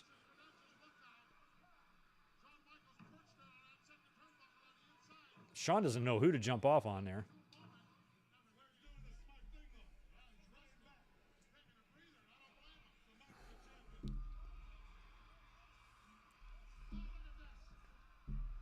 Yeah, Jesse Ventura did the same thing, Kelvin. Like, he would just always get on Tito's case for his Mexican hair. I didn't understand, like, what... Everything was just beans and burrito and jalapenos. I'm like, Jesse would call him Chico. And it's Kerry Von Erich. Now, when I was watching this really interested me because I was very familiar with the Von Erich and Flair Texas Stadium match for the title when Kerry beat him with the backslide. And see, look at that. And they're hooked. Oh, my God. I'm not even sure a lot of WWE fans understood how cool this was to see Von Erich and Flair going at it in WWE. Flair would just sell with that flop. Look at this. Shawn and Kerry.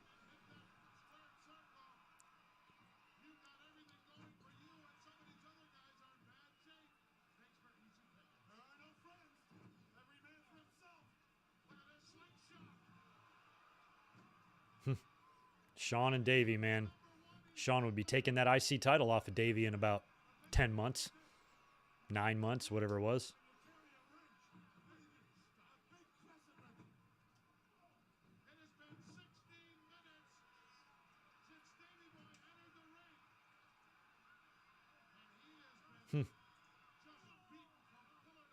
Yeah, Davey's been in 16 according to Gorilla.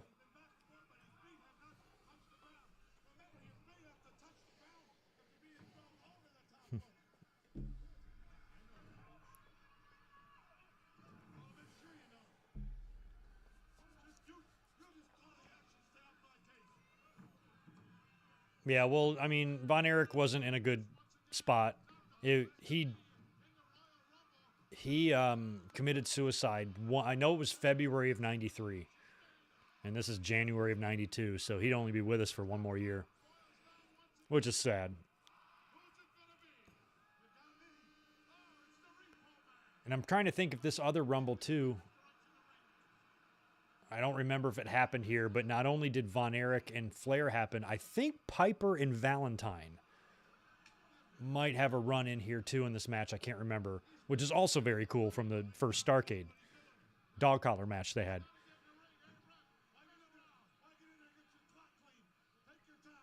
What's up, K-Dogs Kennel? Good to see you, man. We're all catching our breath from that fucking gnarly game that was just on. Trying to watch the Royal Rumble 1992 in the process. It hadn't been easy.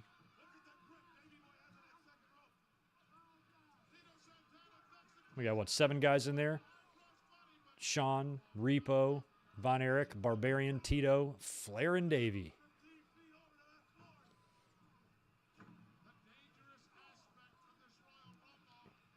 Now, Barry Darso could be right up there with Ed Leslie in terms of just 10,000 fucking gimmicks. And only one that was really good.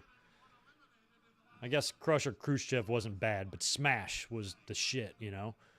But then Blacktop Bully and Mr. Golfer Man and Repo Man and everything else he fucking was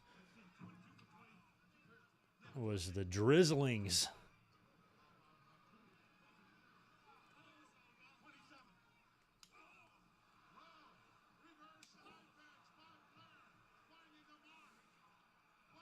Yeah, sorry about the Packers there for you, K-Dogs Kennel. I have zero sympathy whatsoever for Aaron Rodgers. But I've always liked, even despite being a Detroit fan and the Packers being in the same division, I've never really had anything against the Packers. I think it's a cool situation with Green Bay and the size of the town and how the team is owned and, you know, and all that. There's so much tradition there, you know.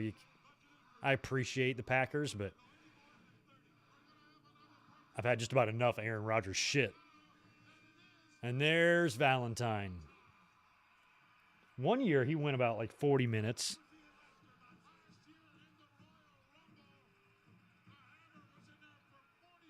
$44 minutes. A minute for every year I've been alive.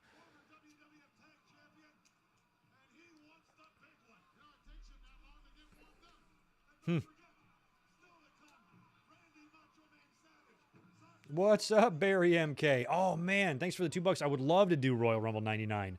However, I am not going to be doing a watch-along next week because it's Championship Sunday. And since the Chiefs just won, I now have to go to my sister's and watch the game with them. So I'm not going to be here. Let's see if we can squeeze in something Royal Rumble 99 related, though, because that's an interesting show. A weird one, too. But happy early birthday, Barry. We'll be sending out the birthday wishes next Sunday.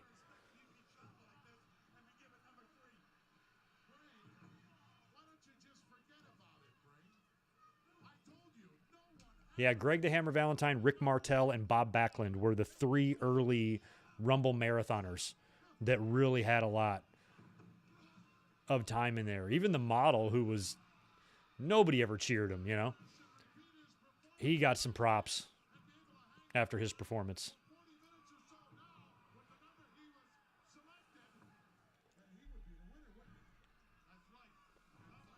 Steven Scott, I think WrestleMania 8's an excellent possibility, for sure.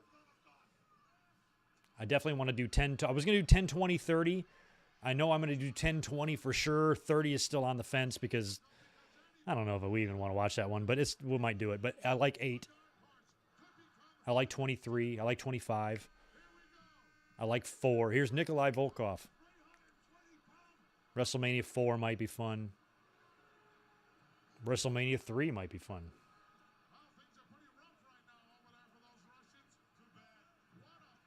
Things are, 90, yeah, things are pretty rush over there right now for those Russians, says Gorilla.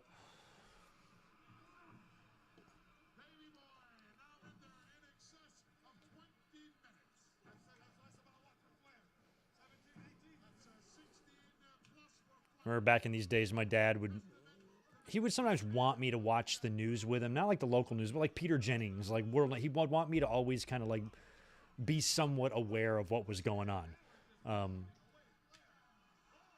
And so he'd always encourage me to sit down and watch like nightly news with him and shit. And sometimes I would, but he always preached that it was important to just know what was going on, you know. And back then, you know, it was so little internet. You know, now if something's going on, you just research it yourself. I have not watched a news program in probably 10 years. I don't watch any news at all. But my dad was just really into me knowing what was going on. He just said, he used to always say that. He goes, just pay attention. That's all I ask. He was just pay attention. I took that advice to heart. Nikolai just got in there. Now, so Bobby is already, okay, yeah, so we're about close to halfway through now, so Bobby is in full freak-out mode. He's probably already standing. Let's do a little inventory here. We got Von Erich and Barbarian in one corner, Valentine and Flair in another, Sean and Davey in the other corner, and somebody in the middle. Repo and Tito. Any schlemiel could win this.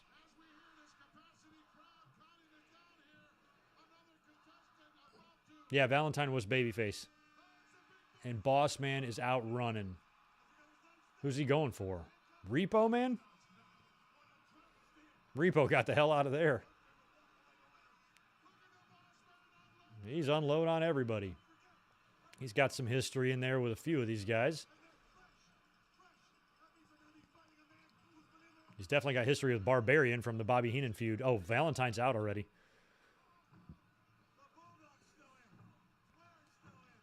He's taking it to Sean now.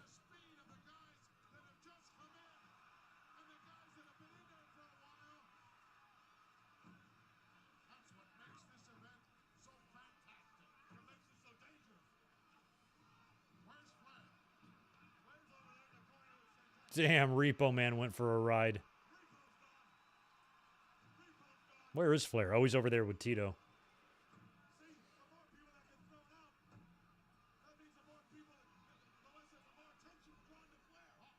Yeah, I agree, K-Dog's Kennel. I feel like they sacrificed the Rumble that year to get to what they were trying to do. Because not only were they trying to get to Austin winning the title at the Royal Rumble, they still had all that Mankind Rock shit going on. And I think they were trying to wrap up Vince in Austin so he could just win the title at Mania, and that was all a part of it. So they're like, well, if we give Vince the thing and then we backdoor Austin as the winner, and then the cage match makes it all on the line. Ooh, and Flair eliminates Tornado. So Kerry and Davey both gone.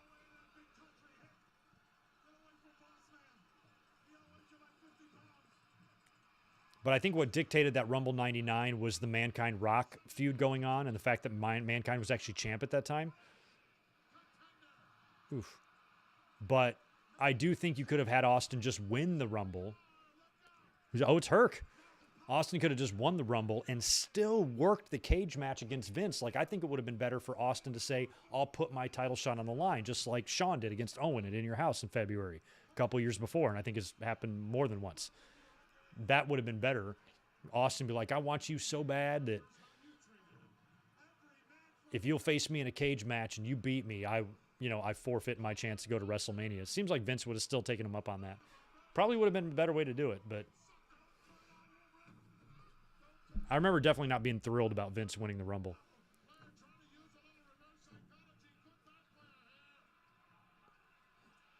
Wow, yeah, we're getting to the point where Flair's about to be by himself.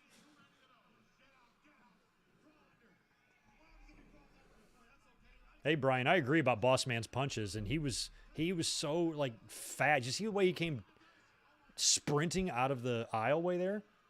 And he had such a long wind up on his punches too. Wow, Flair barely survives that. Herc is gone, and out goes Boss Man. Oh, not yet.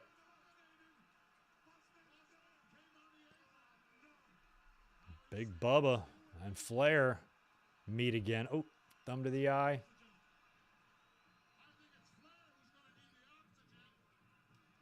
Oof.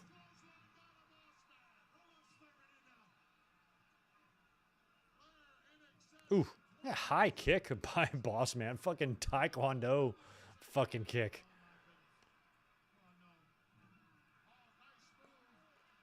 Oh, and he just hung himself too. He could bump so good. Flair wins it. Bobby thinks it's over. Flair's in there all by himself. Tony Gurria looked legitimately mad. He is staring a hole through Joey Morella right now. If you want to rewind it and come back, you can. Because Morella swatted a piece of trash out of the ring. I think it hit Gurria. And he is staring a hole through him. Oh, yes, of course. Of all the Flair's face. You got to be shitting me. Oh, classic. Flair's like, oh, son of a bitch, I'm dead. These guys had such an interesting relationship in the NWA as foes and partners. And Piper was so vocal against Flair when he came in with that belt. He spit on the belt, remember? Like, Piper was so offended that the place that he used to work is now invading, where he is.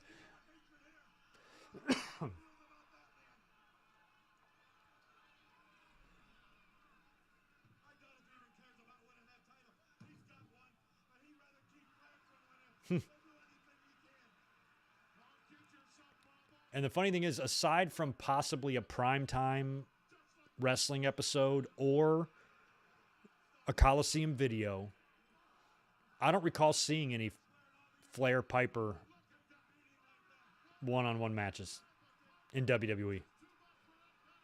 They never had time for that on pay-per-view because there wasn't a bunch of pay-per-views back in the day.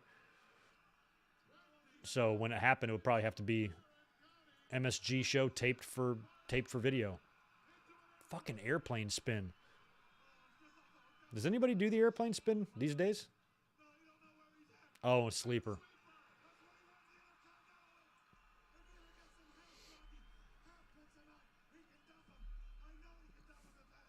Yeah, just put him out and pick him up. That might not be that easy, though, to pick up a dead weight corpse.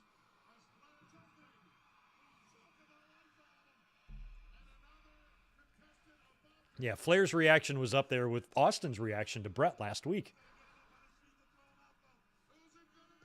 Jake.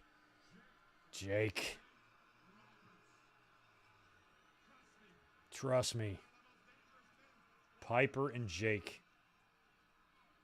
Interesting.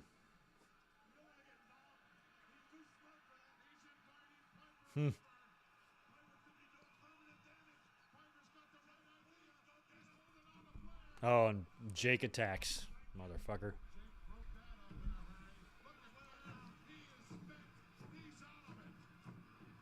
Oh, no shit, Steven Scott. I had forgotten. I didn't realize they had a dark match at Tuesday in Texas. That's awesome.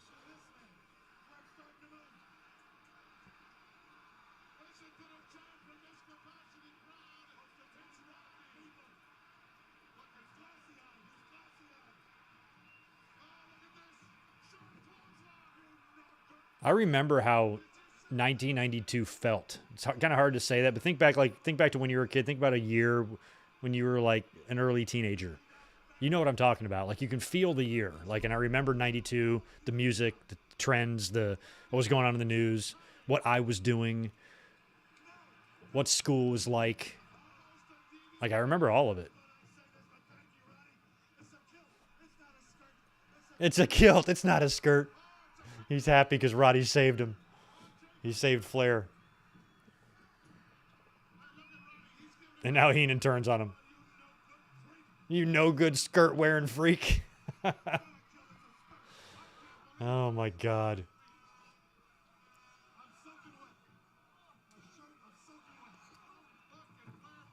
Yeah, this version of Jake shot its load quick. You know, he was babyface for so long, you would think that a heel turn would be a rebirth for him, but it was really the fast track of him just getting out of there.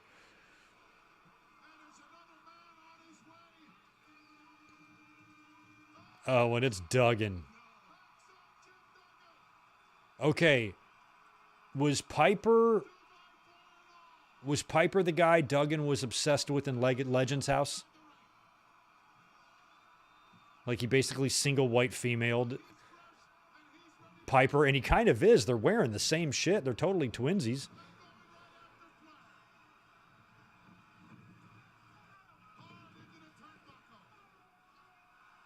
All four of these guys would spend substantial time in both major companies.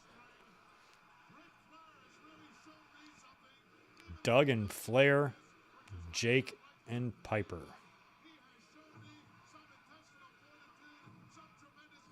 Oh, yeah, Steven Scott. I used to watch, me and my buddies, we would watch Def Comedy Jam all the time. Because I was lucky. I lived in a neighborhood, like a subdivision of just houses upon houses, and a lot of kids that I went to high school with all lived within arm's reach of me. My best friend lived across the street. Like, no try. These aren't even city streets. These are just little windy little subdivision roads. Like, literally across. I can walk out of my back door, down my driveway, across the street, and into the yard of my neighbor's house. Like, that's how close. And so we all lived around each other. So on the weekends, we would all usually find a place and just gather around, spend the night there at one of our houses, and we'd watch Def Comedy Jam, and we'd do all sorts of crazy shit. We'd sneak out late at night and go meet our girlfriends down at the neighborhood clubhouse pool and the gazebo and hang out there at like 3 a.m. to be a teenager again. Poor Flair is just, Jesus, man.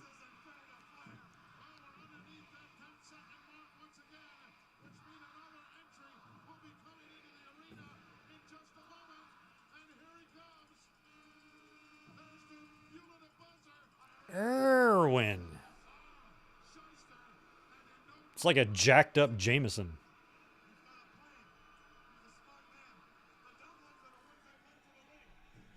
All right, I'm going to grab another Stella while IRS saunters to the ring here.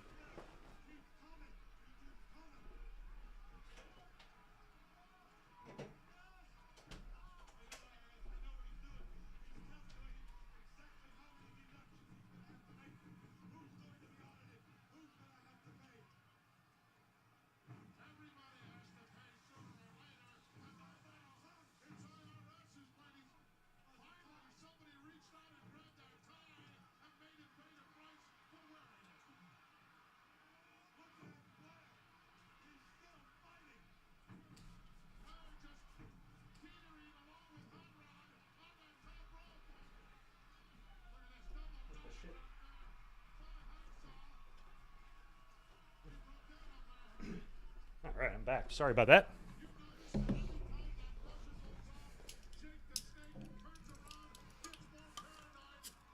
Is it still the same 4? Oh, yeah, IRS is out there. The same 5. Nobody got eliminated while I was gone.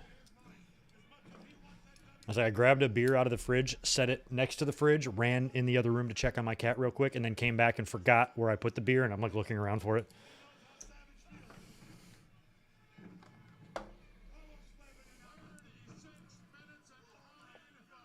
$36 according to Gino.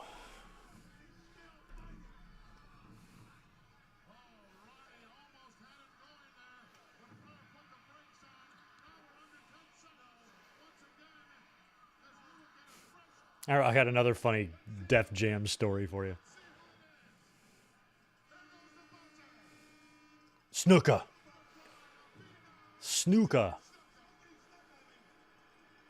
Oh, we got Snuka and Piper in the ring. Well, I guess by that point, hell, in '89 at the Survivor Series, they were tag team partners. So it really wasn't that weird.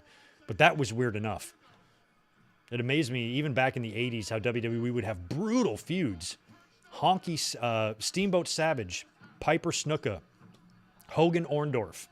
And they would all be baby faces together and like team up. And it was always so bizarre. Hogan and Piper, same thing. Their feud was extremely personal. Got the whole rock and wrestling era started, basically. And even they would be bros.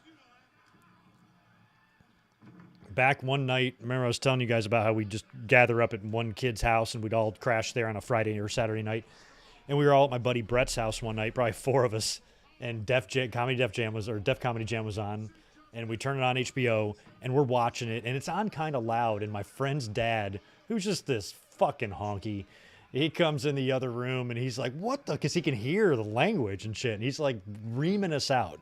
But we're like 15, 16 years old by this point. Like, you know, it's not like we're 10, you know. He's like, you guys shouldn't be. This is trash. This is garbage. And I'm like, this is awesome, motherfucker. What are you talking about? So I remember just like him being really like kind of disappointed that we would watch this filth. You know, I'm like, fuck off, dude. Look how good I turned out. Def Comedy Jam didn't ruin me. Made me the man I am today. I think I remember seeing like Damon Wayans on there, like a lot of like young, soon-to-be stars. Who's next?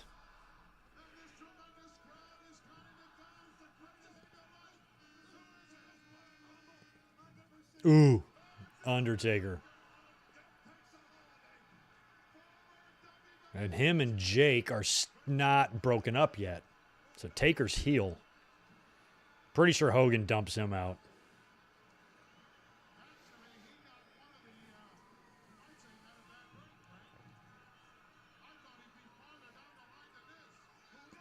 Yeah, Chris Tucker, Bernie Mac. Yeah, I loved Bernie Mac. I can't believe how long he's been dead for. He was young as hell. I have a funny, like, favorite role of Bernie Mac. I loved him in Ocean's 11 and 12 and 13. His character was funny.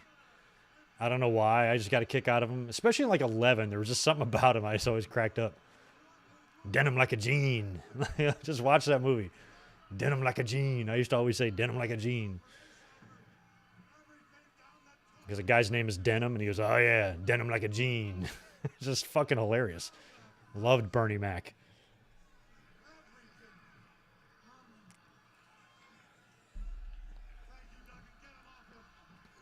Duggan trying to save Flair from Undertaker.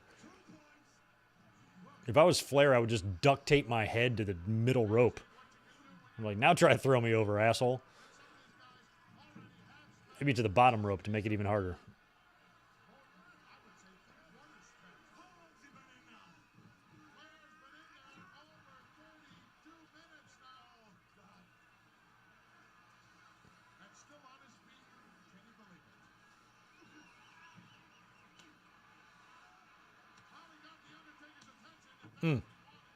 They are wearing Taker out in the corner. Who's next? Savage. 236 miles an hour. And he's going, look, Jake got out of there. That was kind of cool. You could see Jake bailing out.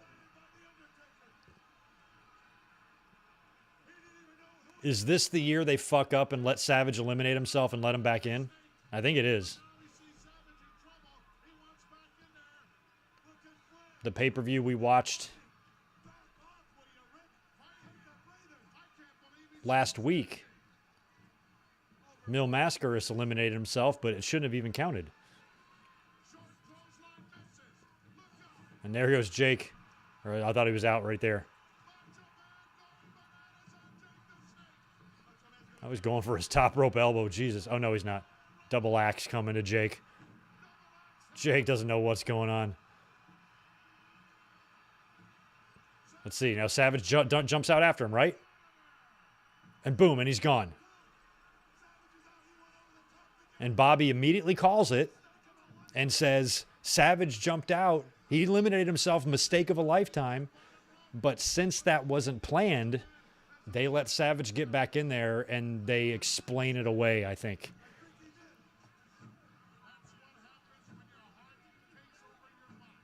Because if you remember in the first pay-per-view Rumble, Jake brings in the snake and Andre bails out, jumps over the top rope and eliminates himself.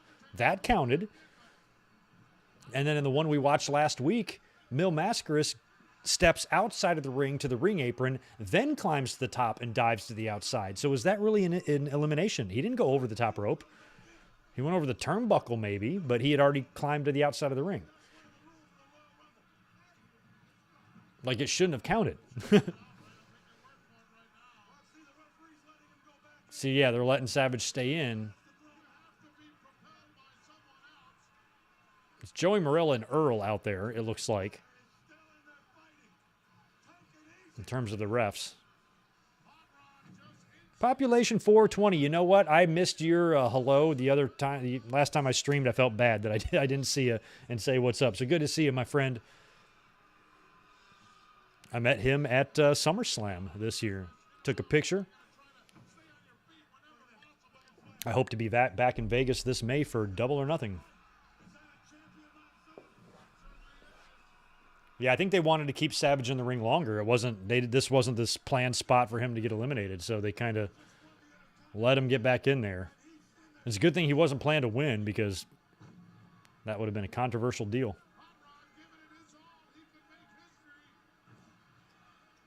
Yeah, Taker would turn face on the NBC show, or on like the main event. They were still doing that at this time. In the main event of that show, it was Jake and Savage, and Taker turned face, but the main event was like Sid and Hogan, and that's where they had, or Sid and Hogan and tag team, and that's where they had their big split.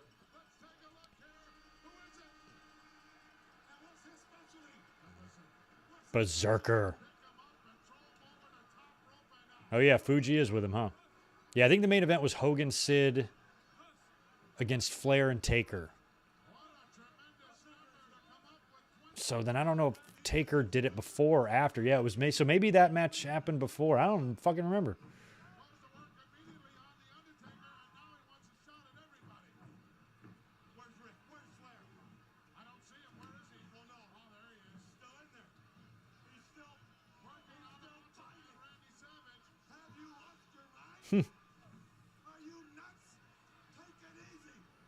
We got Duggan and Savage in there. They had a battle for the crown.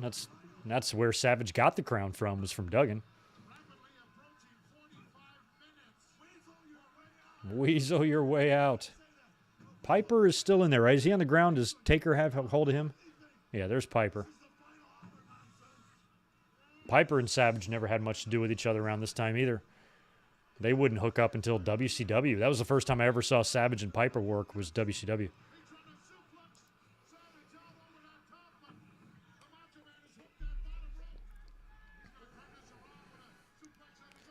Yeah, K-Dog Scandal, I heard that. Thanks for that 5, dude. Yeah, Gorilla explained Savage's elimination by stating you have to be propelled by another wrestler over the top rope. That's why I was bringing up the Andre thing from '89, because Jake brought the snake in, and Andre ran away and jumped over the top rope and eliminated himself. And so that counted, and he wasn't propelled by anyone else. He was propelled by himself. And then a few years after this, the one we watched last week, Mil Mascaras, does the same thing. He wasn't propelled by anyone. So it was just funny how they made that up.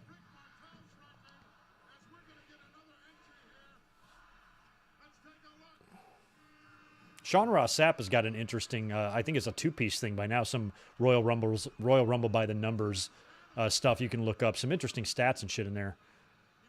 I mean, we've been 30-plus years now, Royal Rumble, so.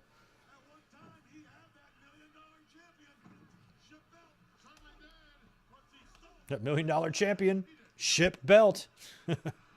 Fucking Virgil, wrestling superstar Virgil. We didn't even acknowledge his entrant, by the way. His trunks always like, what's the name of those singers like in the fucking 50s or something? They would wear the red and white stripes in the hat and they would sing kind of like a cappella-ish. What are those fucking type of singers called? That's what Virgil's gear always reminded me of.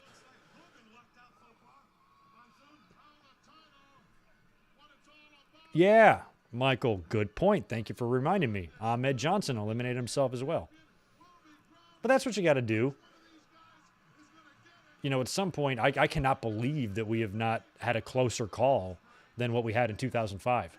I can't believe that a planned winner hasn't accidentally been eliminated yet. You know, think about how many times Rey Mysterio or Chris Benoit or Shawn Michaels hung on to the rope to save themselves from elimination. What if they would have just slipped off and fallen completely over on their ass on the outside of the ring? How would they have been able to work that out? I'm curious if, like, they have a plan B or C. Nowadays, probably not. WWE doesn't know what the fuck they're doing tomorrow. But, you know, back in the day, I'm wondering if there was like, okay, if the shit hits the fan or something goes wrong, here's what we do. Or if they just audible that. Referees relay what to do, and the boys just do it. But I'm surprised we haven't had more big fuck-ups than we did. Or than we have. Who is it? It's Sheiky. Yes. Slaughter was a babyface by this point, so Sheik was sticking around. It's not the Triangle of Terror anymore. It's like the Line of Terror.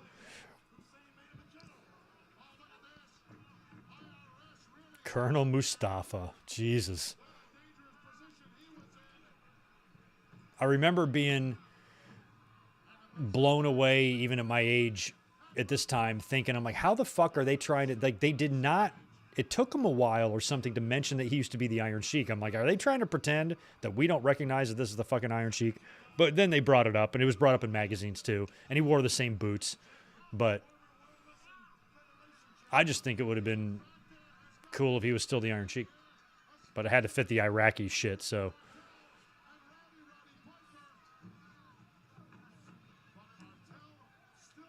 I love that Iron Sheik and Duggan are in the ring. Famously pulled over in 1987 with a bunch of coke in the car. Duggan has always said they don't really like each other. They got in all sorts of trouble. They both got fired. Duggan got brought back in, and it took Sheik a while to resurface. But he would too.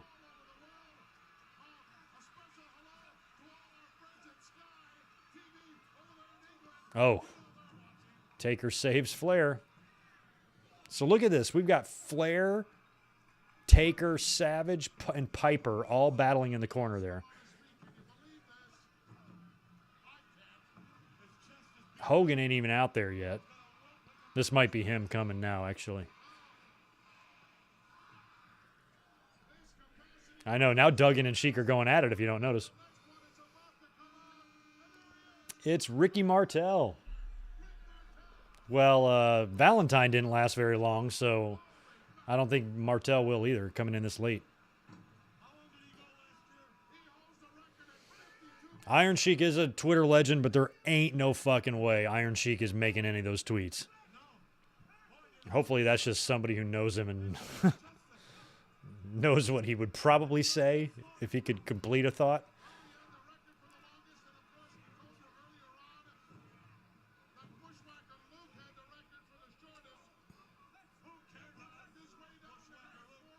Who cares about Bushwhacker Luke? Bobby's having a conniption over there.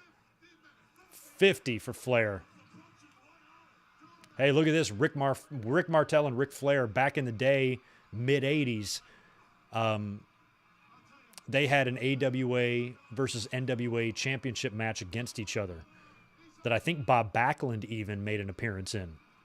And you had like the three champs from the three big promotions. I remember seeing a promo with Ric Flair and Rick Martel side by side with Gordon Soley. And they're both baby faces and or acting like one anyway. And had a lot of respect for each other. It was cool. So cool. Like back in those days, you would see that crossover. You'd never see Hangman Page and fucking... Who's the champ? Brock and Roman, right? Hangman Page and Roman side by side. Promoting some match in fucking Japan or something, you know? Such a different time. And a fascinating time.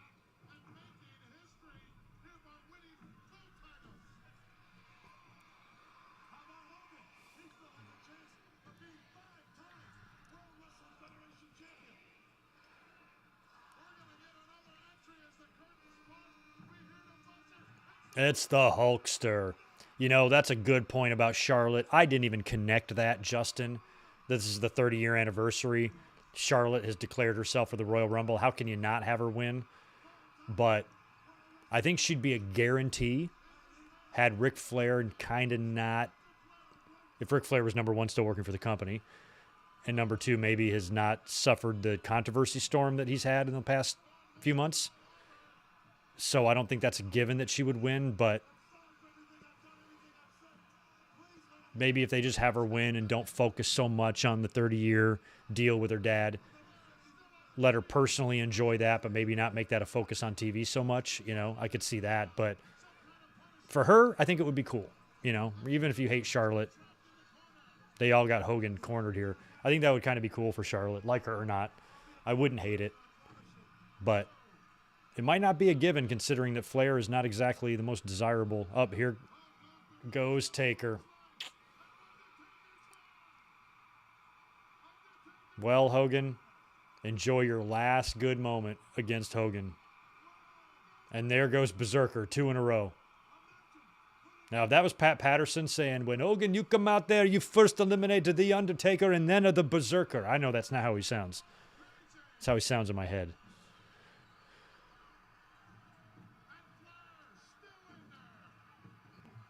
I don't recall too many Hulk Hogan and... Well, yes, I do. Never mind. Hogan and Martel have hooked up a few times.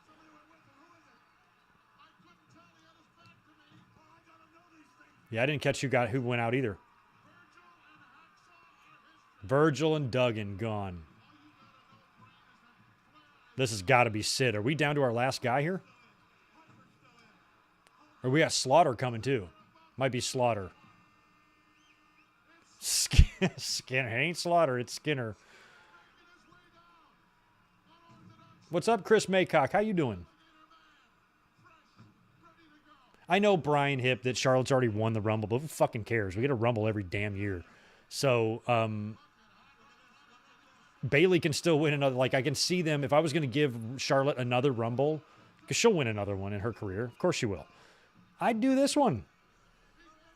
30 years, it would kind of be significant and kind of a cool thing. I think people let their bias towards Charlotte get in the way of what's kind of a cool thing, a father-daughter combo winning the same match 30 years apart. Who wouldn't think that's cool?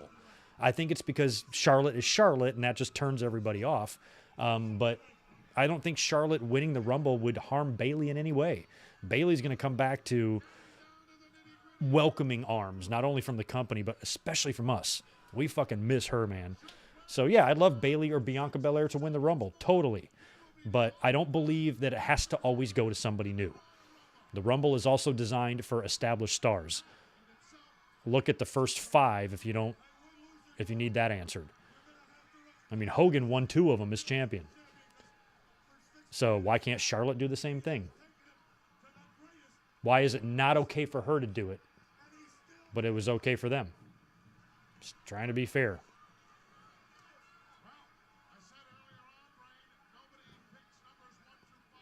Piper and Flair duking it. It looks like we're paired up in each corner here. Might be down to 8 guys. We're 6. No, 7. Models by himself.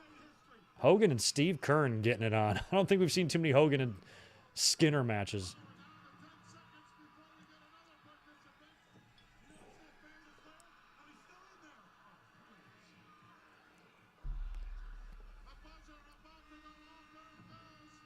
Slaughter. Yeah, Brian. Well, that's just the thing. The fact that like Ric Flair has kind of had that controversy shitstorm around him. To me, that's why it's not predictable. Like I said, if Ric Flair was in the company in good graces, you know, he wasn't looking like a fucking buffoon to the world right now, then yes, 1,000,000% Charlotte's winning this Rumble. But because of that, I don't know if WWE's really going to want to highlight anything Ric Flair did. At least that hard. You know, they might mention something, run a quick clip, show something on YouTube, article on the website, that sort of thing. But in terms of making it a huge deal and mentioning it all the time and talking about it, I'm not sure if that's where they want to go right now. So that's why I think it's not as predictable as it seems.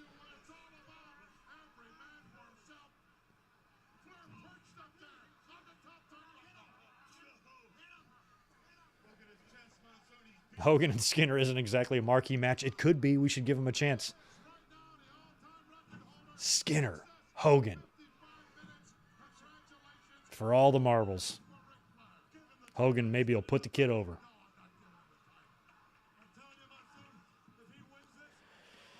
Oh, gosh. Steve Keirn. Is he still with WWE, or did he get let go like a couple years ago when the pandemic hit? I thought Keirn was a producer or agent there in recent history, but he may have been gone for several years now. Or he could still be there. Yeah, Piper and Hogan going at it, AJ. Love that. Marked out for that.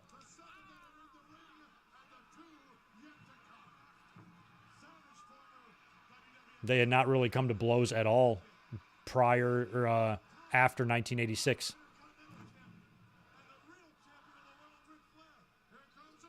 As a matter of fact, I think they were teammates a few times in 1987 and late 86. Here comes Sid. His look was just ridiculous. Now, I remember at the time, my mindset was thinking that Sid had a real chance to win the title. Because I was watching WWE product and how they presented their product to their audience for the past 10 years up until this point. So, to me, Sid looked like more the guy than Flair did. And it also made sense in terms of a transitional sense.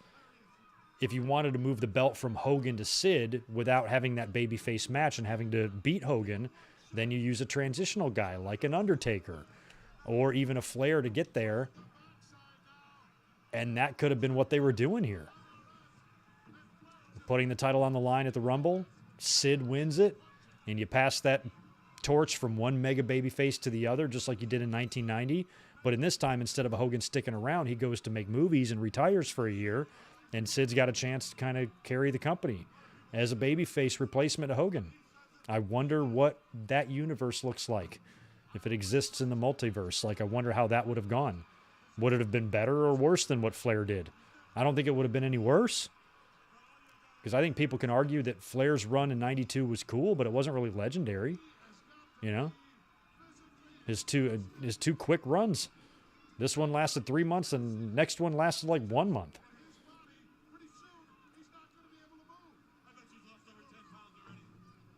So if you flip the script and you have Sid come out of this thing on top as a babyface, that would have been interesting.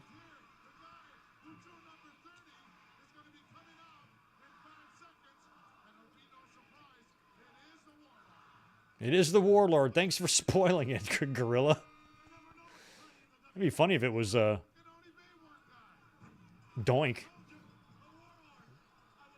Bobby Heenan goes, told you the Warlord. He looks like a jacked up Austin.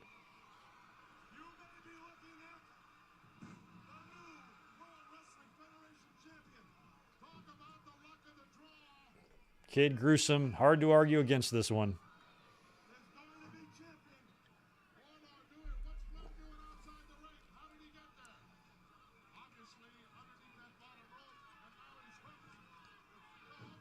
So this is it. Flair and Hogan on the outside. Savage and I didn't even realize that IRS is still in there. I almost called him Wardlow. Warlord and Piper. Sid and Slaughter battling it out. And we still got the model in there. Modeling. Oh my God, that bump by Slaughter. Holy smokes. He did that bump a lot. That was like his version of the Flair 360 turnbuckle thing. His Slaughter loved to take that bump, but that's one of the most impressive ones I've ever seen him take. He took that bump in his match against Triple H, whenever that was in your house one year, right? And they had that like street fight, and he bumped like that. And I just remember saying, like, he can still do it. He can still do the turnbuckle bump in 1997.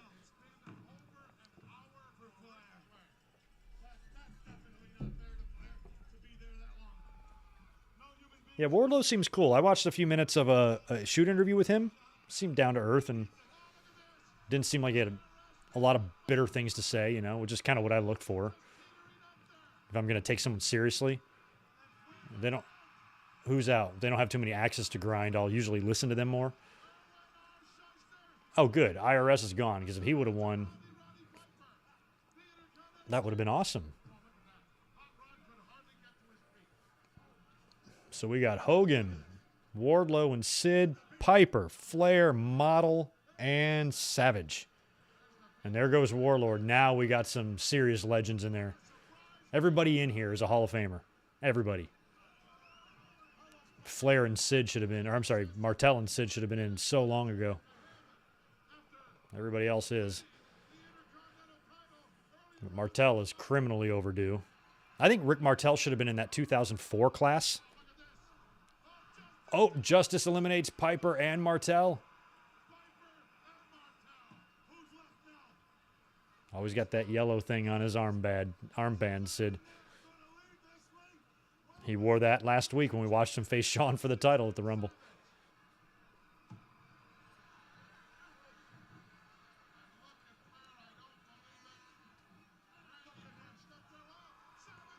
Savage is gone. Yeah, just to be clear, I don't give two shits who wins the Women's Rumble. Anybody can win it, and I'm not going to care too much. I was just basically saying if Charlotte won, you're not going to hear me, like, freaking out because I know 98% of the fucking wrestling universe will. I just won't. Because I'm old man, and I can appreciate the thing. Oh, here we go. Out goes Hogan, and now it's time for him to be a crybaby bitch. How many times has Hogan done this in his career as a babyface? Acted like the biggest sore loser. And even Sid goes, it's all every man for himself, big boy. And then Hogan grabbing him. Like, Bobby's losing it.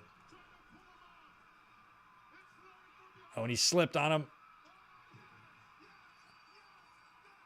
Yes, yes, yes. Bobby losing his mind.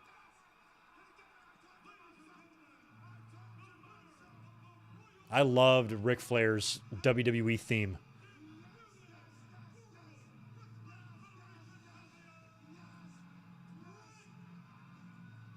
Bobby Heenan going nuts.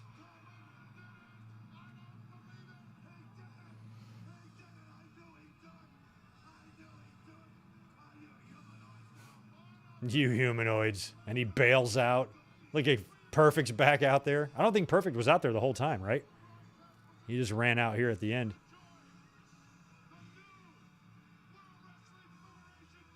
Yeah, oh, wow. I caught Piper way in the background kind of high-fiving with fans. Sid and Hogan. Look at Pat Patterson wearing sneakers. Rene Goulet. There's Gurria. Freddie Sparta. Morella. Hebner. Who else we got? Is that Strongbow? Who's the big guy?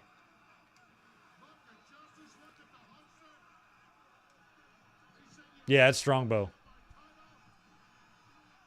Or McDaniel. Which one of them worked there? I think it was Strongbow.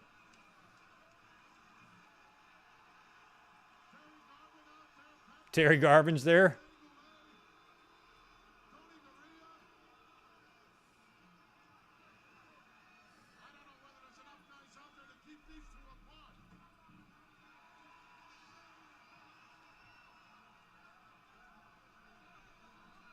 Oh, yeah, that is him. Oh, yeah, I was wrong. Pulling them apart here. So I guess they would make up, kind of like Brett and Owen, and that's when they would team up on the Saturday Night's main event to take on Flair and Taker or something, and that's when Sid wouldn't tag and kind of turned on Hogan, and that set up the WrestleMania match. And they just up and gave Savage the match against Flair. It was bizarre because they even held a press conference shortly after this where they would just flat out name Ric Flair's WrestleMania opponent. Jack Tunney did it, and they named Hogan. Sid freaks. Then they make up and have a tag match, and it was basically like they rehashed what they did just a couple years earlier with Hogan and Savage, like the Mega Powers. That's how they set up the Mega Powers exploding. They always set it up on the main event. You could bet on big shit going down. on the main event in February every year because whatever went on that show generally would set up or heavily build WrestleMania. Sid yelling, "I'll kill you." Here we go. My favorite post-match promo, I think, of all time. It's got to be this one.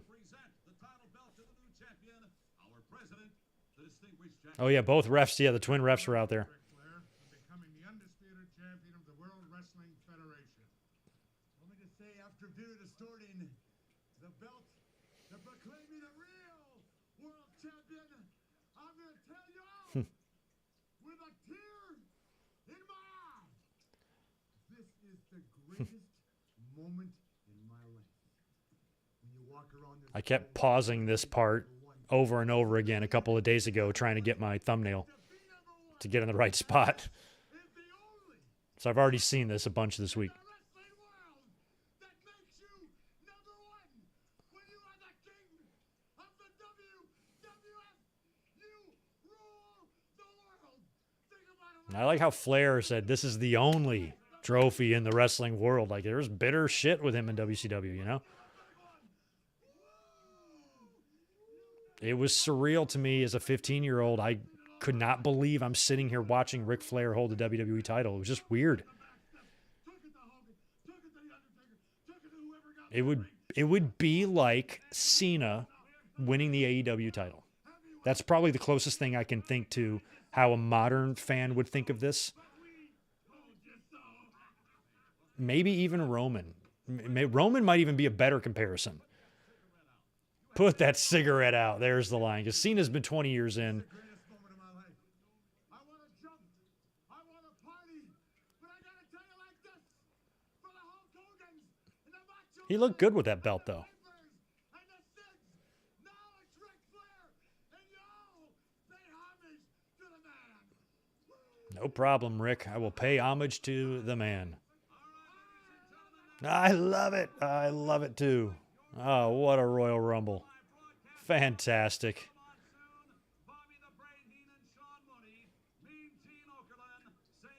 It was weird to get used to, though, because he looked good holding the Winged Eagle title. He didn't look so good wearing it because you were so accustomed to seeing him with a big gold. It was so massive. Now, the NWA title was small, but, oh, there's no way this is the real music they used. This is not the Royal Rumble theme. By the way, shout out to Rose Scythe. He's got a great YouTube channel. Link is in the description below. He lets me use his classic pay-per-view theme cover songs, and he's got a channel down there with all sorts of great covers to wrestling themes, to wrestler themes, pay-per-view themes, and even other songs. So check him out below. He's a great dude, and he's given me full permission to use anything I want on his channel. He's awesome, and he even emailed me this week with this new version of the Royal Rumble theme that I used in the countdown screen tonight. So check him out if you want to just like hear some cool covers, and cool dude. So I wanted to put him over and his channel because he's been very kind to us here using some of that stuff. So I don't know what kind of music WWE's using here for their closing video package, but it's fucking awful, man. But anywho, that was fun. Glad we were able to watch this pay-per-view together. Royal Rumble 1992. That was a blast. So I think basically we're going to wrap things up now. That's going to be it for the Royal Rumble watch-alongs. Next week is NFL Championship Sunday. There's going to be 2 games that determine the Super Bowl. So I'm going to be at my sister's house, hanging out, watching the game. So there will be no watch-along next week. But we will return 2 weeks from tonight to kick off WrestleManias. Not sure which one we're going to start with. We might start with WrestleMania 10, but we're going to do that 2 weeks from tonight, and we will do a WrestleMania pretty much every week except for Super Bowl Sunday until WrestleMania. So that's the plan in terms of the watch-alongs. I will probably be here tomorrow night after Raw for a podcast, although I have a vet visit with my cat in the morning, and depending on how that goes, might not be possible. So we'll see how that goes. I'll keep you posted. Other than that, we'll be back up here probably Wednesday would be the next one for the AEW live reaction. And then we'll do Royal Rumble predictions probably Thursday. And then we'll be up here for a Royal Rumble review on Saturday after the Royal Rumble. I anticipated doing a watch along or a live reaction to the Royal Rumble because we do them every year, but We do a lot of watch-alongs and live reactions on this channel. We do a couple of them a week. So I think it would be better to keep the Royal Rumble in podcast form so I can talk about the show, review it thoroughly, and talk about whatever else we need to talk about. So I think that's going to be the plan for the Royal Rumble this coming Saturday. So make sure you subscribe. Please like this video on the way out the door. I appreciate you guys being here, and it was a fun one as usual. And yeah, I will be catching you guys real soon. Y'all be good.